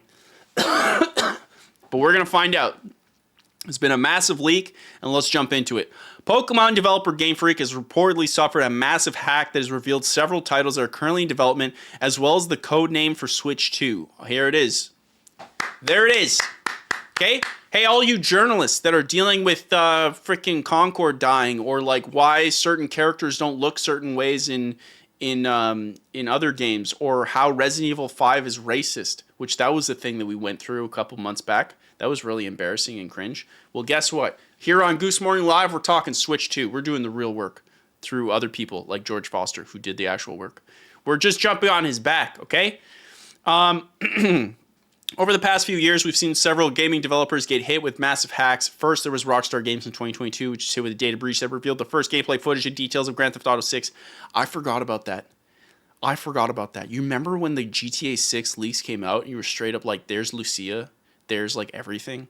That was insane. But it didn't bother me though, because that trailer still clutched it.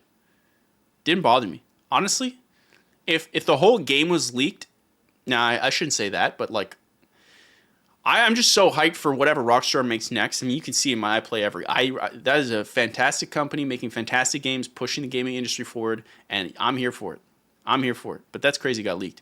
Then there was Insomniac Games, who with the unprecedented leak confirmed a bunch of games in the works planned for release over the next 10 years, including Wolverine. We got to see Wolverine. which was crazy to see. We've had a bunch of leaks this year. That's true. The past couple years. That is true. Hold on. I got a little Zug sneeze here. Okay, a little Zug sneeze. Also, after the stream chat, I'm gonna go buy pants because all my jeans have like holes in the crotch area. It just keeps getting ridden out, and now I have holes in the crotch area, and it's just embarrassing. So I'm gonna buy some new Levis jeans. You guys all have Levis jeans back there, right? Everybody loves their Levis jeans. It's a fantastic brand. Levis jeans, incredible. Can we see? It's in the hamper. It's in the hamper. Jeans are my winter clothes. During the summer, I only wear shorts, only. And then as soon as it gets fall, winter here in Canada, I wear jeans. I'm a jean guy. I wear strictly Levis. You guys with me? Right? Levis jeans. See? Not women's. I do men. Men's Levis jeans. Nothing looks better than a good pair of blue Levis. Nothing. Please stop saying it like that. I have no idea what you're talking about. I wear Levis jeans with my Adidas shoes, and it's incredible. Sometimes when I'm feeling extra risque, I wear my Nike shoes. When you have a good pair of Nike Air Force One shoes on your Levis jeans, you know that pops in the fall time. It's amazing. I don't know what you do over there, but that's how I like to handle things. Now, as I was saying. You're getting dirt in your eyes. As I was saying, before I was rudely interrupted by illiterate Twitch viewers. Okay? Hey, that was hostile, Goose. Reel it back. Put dirt in your own eyes. It was hostile. I apologize. Sure wish I had a pair of Levis jeans right now. It'd be nice and warm. It seems like hacks aren't slowing down anytime soon, though. The latest developer to have unfortunately been hit with such a breach is Game Freak, who's best known for its work leading the mainline Pokemon games. Best work? Let's be honest. Best work is a strong word. It's doing a lot of heavy lifting there. Earlier today, reliable Pokemon insider Central Leaks confirmed that the studio had been hacked. You're so bonded with your jeans that you've become a Marvel Spider-Man villain. We are denim.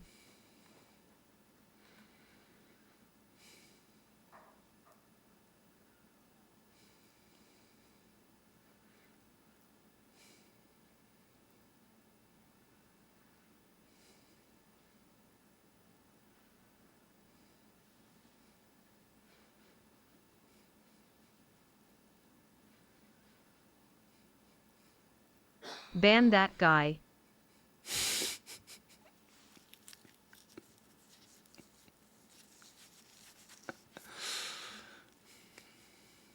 It's a me, Denomio.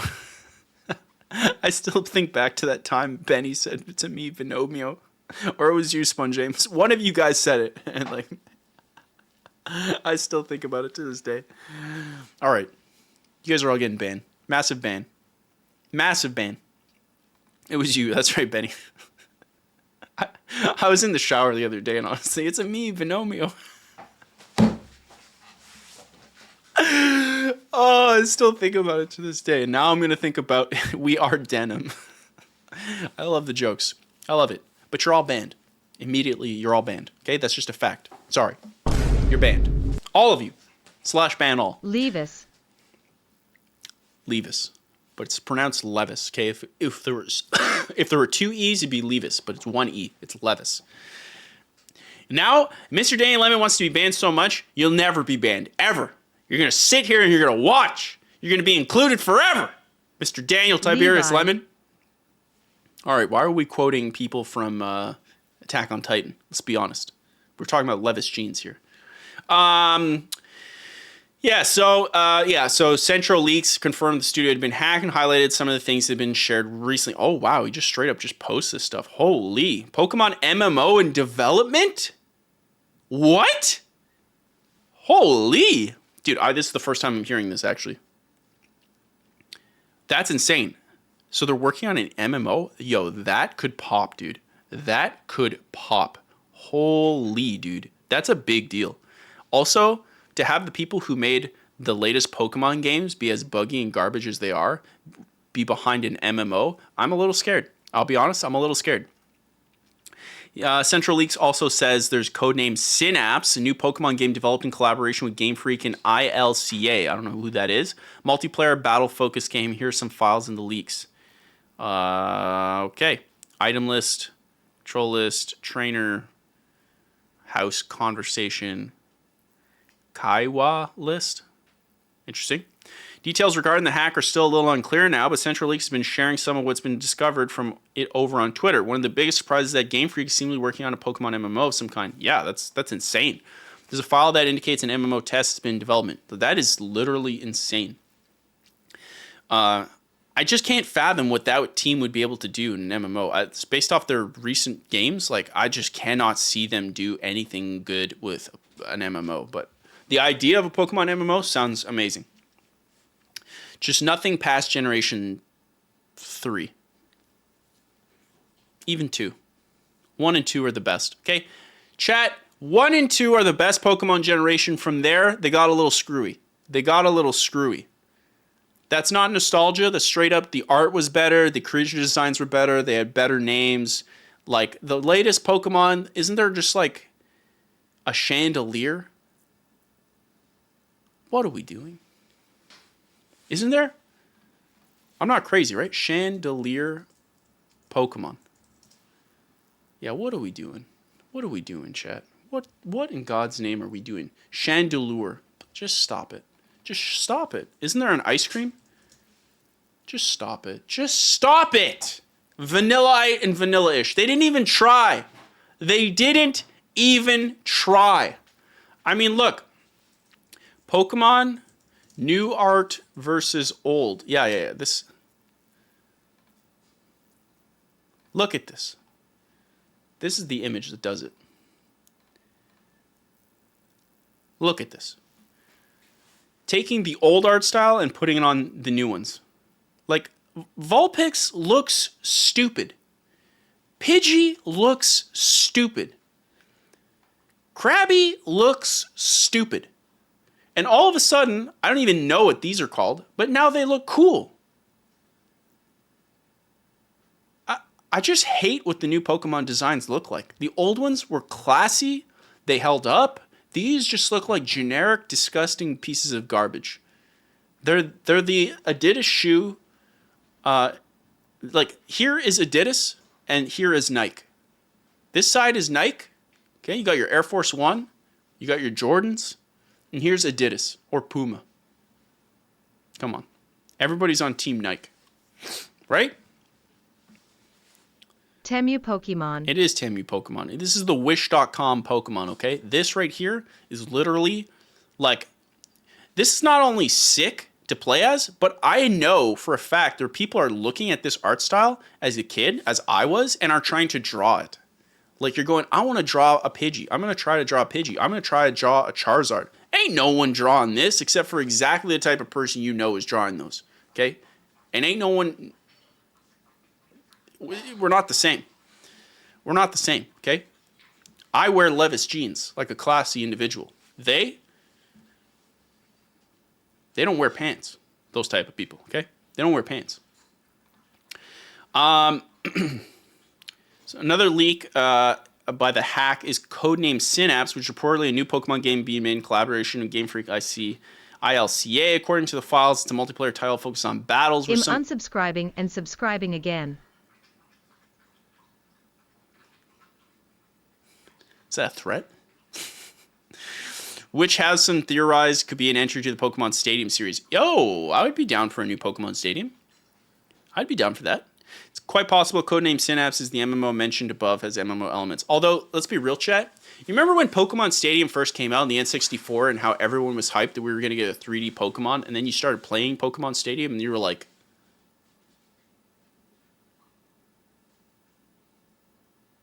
it's not what I wanted.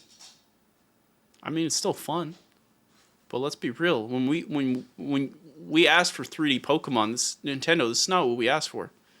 And then, like, a couple months later, they're like, don't worry, we did the 3D Pokemon right. We heard you. Here's Pokemon Snap. And we're like, finally, okay, here we go. And then you open Pokemon Snap, and you're like,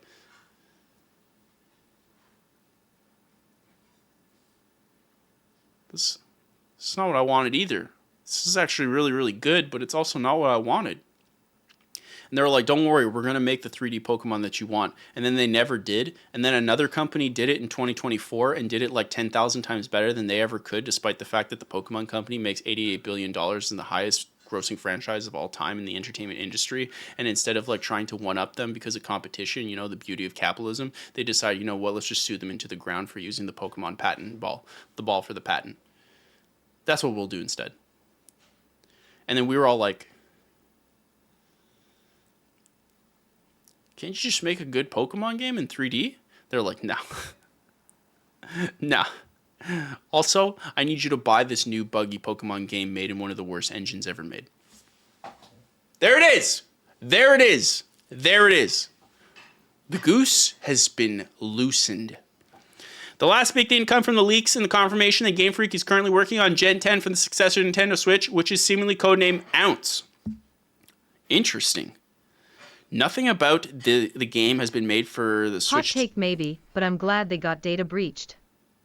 The Pokemon Company is one of the least deserving of success. It's legit one of the most predatory companies. You know what? I'm going to be honest. I 1,000% agree with Benny. Like 1,000%. I've never seen a company like, that's not even a joke. Pokemon is the highest grossing media franchise in the world. The highest is $88 billion franchise. And they've made some of the most cash grab games. I've never understood the amount of people who get up in arms for how much Call of Duty milks its audience when they make a brand new, fully fledged, for the most part, game every single year with cutting edge graphics, cutting edge gameplay, cutting edge, campaign, zombies mode, now a Warzone Battle Royale mode. And yet Pokemon comes out with the most dog water gameplay, dog water game, dog water designs, dog water everything. There's still no voice acting. There's nothing. And they release that like literally every other year and nobody ever gets mad at them. There's some people who get slightly upset, but the amount of like vitriol that Call of Duty gets in comparison to the dog water games that we get from Pokemon is actually insane. So I actually completely agree with Benny. 1,000% agree with Benny. Pokemon is the 343 of Nintendo. Am I wrong? Am I wrong? The Pokemon Company, Game Freak, is the 343 Industries of Nintendo. Am I wrong? I'll wait. All right, I'm moving on. I want to move on. I don't like silence. Oh my goodness, Scruffy 182 with the Prime subbing for the 2 months. Let's go!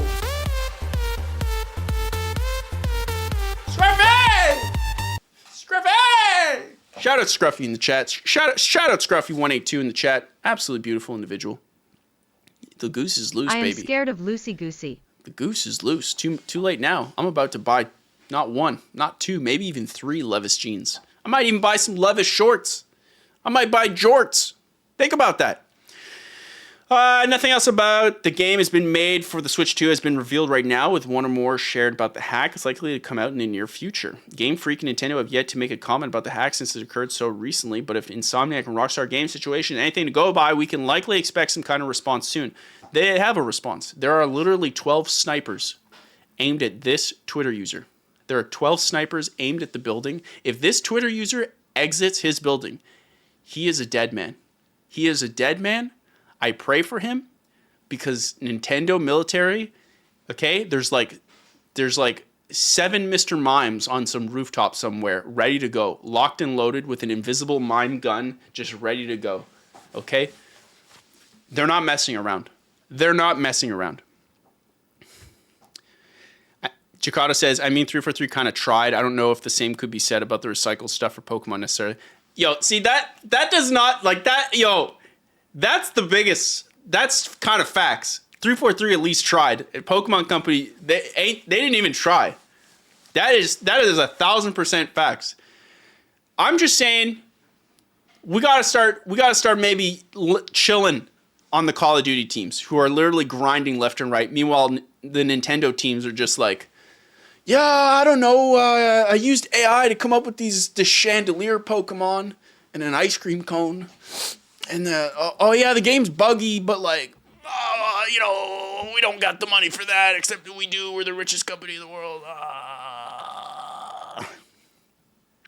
Crazy. So that's crazy. They've been leaked. The Nintendo Switch 2 being codenamed Ounce. If we click this link, do we get any more details on this? Game Freak Giga confirms Ounce is the codename of Switch 2. Pokemon Gaia Gen 10 codename is being developed for Ounce. What is Ounce? Well, I guess that's all we know. We just know it's called Ounce. Switch 2's got to be coming out soon. I think that's really the thing, right? Switch 2's got to be coming out soon.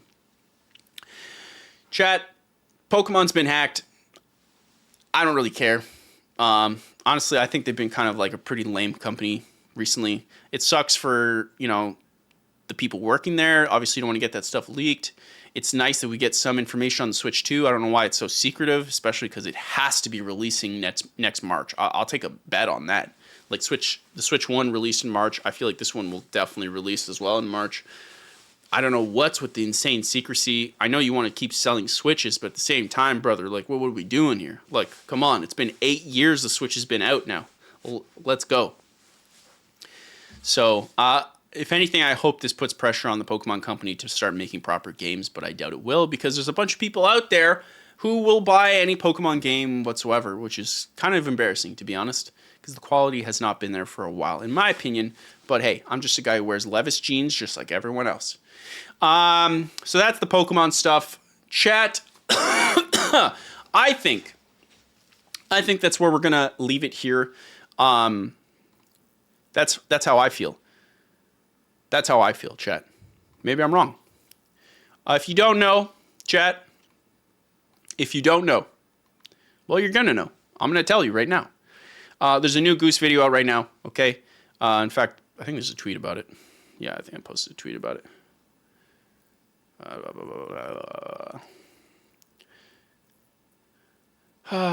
Did the scheduled tweet not work? Excellent. Perfect. I didn't want the tweet anyways. Thanks, Twitter. Anyways, there's a new Goose video coming out, or it's already out. It's been out for a while. I put in a lot of work. It actually goes by pretty fast. I had a great time making it. I really have been super curious about the World of Warcraft and how it's been able to stand the test of time for 20 years. It's about to turn 20 years old in a couple weeks. So I made a video on how World of Warcraft became unstoppable. This is one of the thumbnails I made for it. If you guys are interested, I would appreciate if you watched it. Who is that handsome fella? Thank you. Right? That's what I'm saying. That's a guy who wears Levis jeans. I'll tell you that right now. Got ads going on.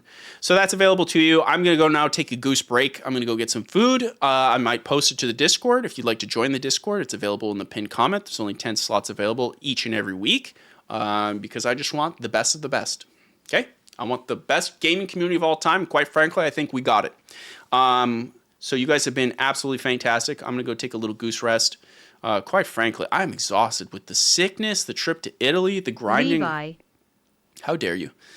The trip to Italy, the grinding of I play every Blizzard game in this game, and the speed I made this thing to for 40 minutes. Oh man, I'm exhausted. I am an exhausted person. I don't like to complain. Because, it's just, I don't want to complain. I don't want to be that guy. But, yeah, I'm a very, very, very tired little individual. And so, I'm going to go take a little goose nap. Oh, this says ads start in, not ads in progress. I hate you, Twitch. I love you, Twitch. I love you. So that's available to you. Huge shout out to every single person in here. Also, quick shout out again for Control sending this. Don't forget to call your doctor for an appointment. I will. I appreciate that. You guys always keeping me hydrated and keeping me healthy. You guys are the best. Shout out again to Control. Sending in a package like that. That's the first company to ever support the Goose. And it's just, I don't know. It makes me feel a little wholesome that there's a company out there that's like, it's cool. It's cool. I really think that's cool. And also it's kind of insane that it came from the MLG guy. The MLG guy's insane. That's like wild. Are you excited for Subnautica 2? I've never played the first one. Should I play the first one? Real quick, chat. Hold up.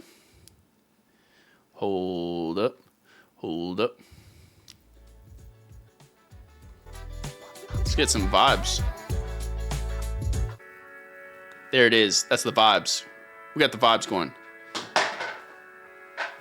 Real quick, chat. I want to give a very special shout out to each and every single individual who joined this Goose Morning Live and made it the greatest stream that ever existed in the entirety of the world, okay? First off, we're shouting out Scruffy182 with the sub. Shout out Scruffy. Scruffy, W Scruffy. We got Lachlan103 with the sub. Absolutely insane. Scruffy is insane. We beat our sub goal at 153 or 150. God tier. Show Pony, back at it again. One of the greatest, one of the best there is. Giving out a gifted sub. Show Pony not only did that, but Show Pony also resubscribed for 3 months. Absolutely insane. Show Pony, you're a freaking stallion. We'd love to have you here. We wish you the best. Ito Kendo with the follow. We love to have you. You're beautiful, Goose-tastic. Thank you so much. Ignifolio with the resubscription. We love it. Subscribe for 2 months. That's insane. Every time you guys subscribe, it's absolutely insane to me. I literally cannot believe it. Huge shout out to King Nemo 91 for the bits, sending 245 bits. You didn't need to do that, but you did. You're beautiful. You're Goose-tastic. We love to have it here. And mine and Div13K giving out community subs to everybody is amazing. They each gave out 1 gifted sub. So huge shout out to those individuals. Huge shout out to those individuals, even though and mine's gonna have to eat Papa John's pizza. We love to see it. We love to see it.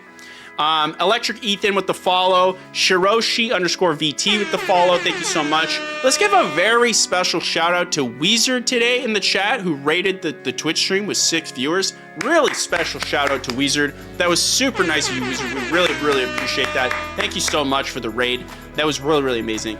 Ilmesic17 with the follow. Priest85 with the follow. Alfonso111 with the follow. Fakana Caviera with the follow. Muggy Freak with the follow. Shout out to Bread262 with the follow. We got Lachlan80 with the follow. Oh, we are killing it with the follows lately, chat. We are killing it with the follow. NMDA67 with the follow and the amazing chats. Thank you so much. Absolutely amazing. Zuhuan Tenheno. Adilik0902. Jimmy G163. Thank you so much with the follow. Dario555 with the follow. And also the chats. I saw you in the Twitch chat. Thank you so much. You're an absolute stallion. Arash2079, Mopo4, iJaws, Space Kingpin, Tintin, Zuz, Civilman23, The Unbalanced Sheet, all with new follows. Chat, the greatest community of all time. Ahmad2003 with the follow, absolutely insane. And we also had Kiwi giving 50 freaking bits. Insane, insane, insane. I want to give a special shout out to Murray's in the chat. Shout out Murray. Murray's an amazing content creator. Make sure you check out his channel. Amazing stuff. Shout out Murray in the chat. We'd love to have you here, Murray. Wizard. Oh my goodness. And didn't I just tell you? Didn't I just tell you the man is amazing? Murray says, what's up? How's the new videos going on, dude? Dude, Murray, thank you so much. The videos they're happening. They're alive. They're existing. I'm a tired goose man, but I'm a very thankful goose man. Thank you so much for the follow. Let's go. Let's shout out Murray. Absolutely insane. Shout out to Jacato in the chat, Mr. Danny Lemons, Celine, Wizard, Sponge, Benny Wheelie, every single one of you guys. I'm trying to make sure. Why not Roth? I see you in the chat. Absolutely insane. Nightly in the chat. Pirate Play in the chat. Lemon Muff in the chat. Bebo in the chat. Kiwi in the chat. You guys are all beautiful, Goose-tastic. I just gotta keep scrolling. AIXE, of course. Can't forget AIXE in the chat. Freaking Rascal. Scrolling through here. King Nemo 91 in the chat. Beautiful and Goose-tastic. Lemon, of course, in the chat. Lemon, fantastic work on the Discord. Same with Bebo, Wizard, Benny, all of you guys. Your music, your food, your posts on the Discord are all amazing. I love all of that stuff. Who else we got in the chat? I think that's it's definitely not everybody. But the chat is cut off, and I have the goldfish brain. NMDA67, you're a W chatter. We appreciate you. Chat, I'm gonna go relax my little throat, and I'm gonna start chugging from this Zug Chug. Make sure to think about what to put under here and the control. I feel like I'm gonna put control your Zugs, but I want you guys to be involved. So let me know in the Discord what ideas you have. I'll ask you on the next stream, which will most likely be tomorrow. Oh, one last thing, chat. One last thing.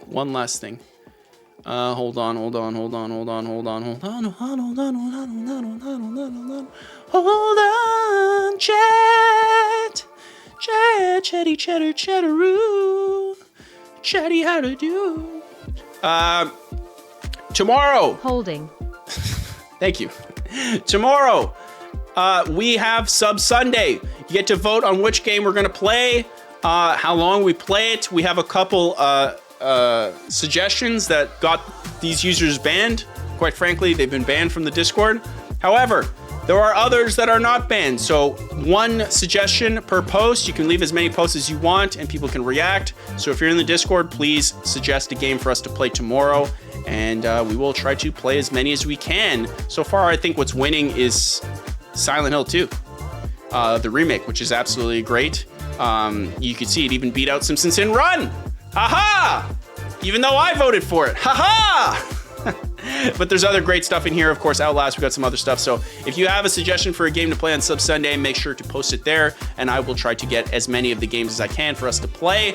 I love it. The Discord is available in a pinned comment. Only 10 slots available in the chat. It is there for you guys.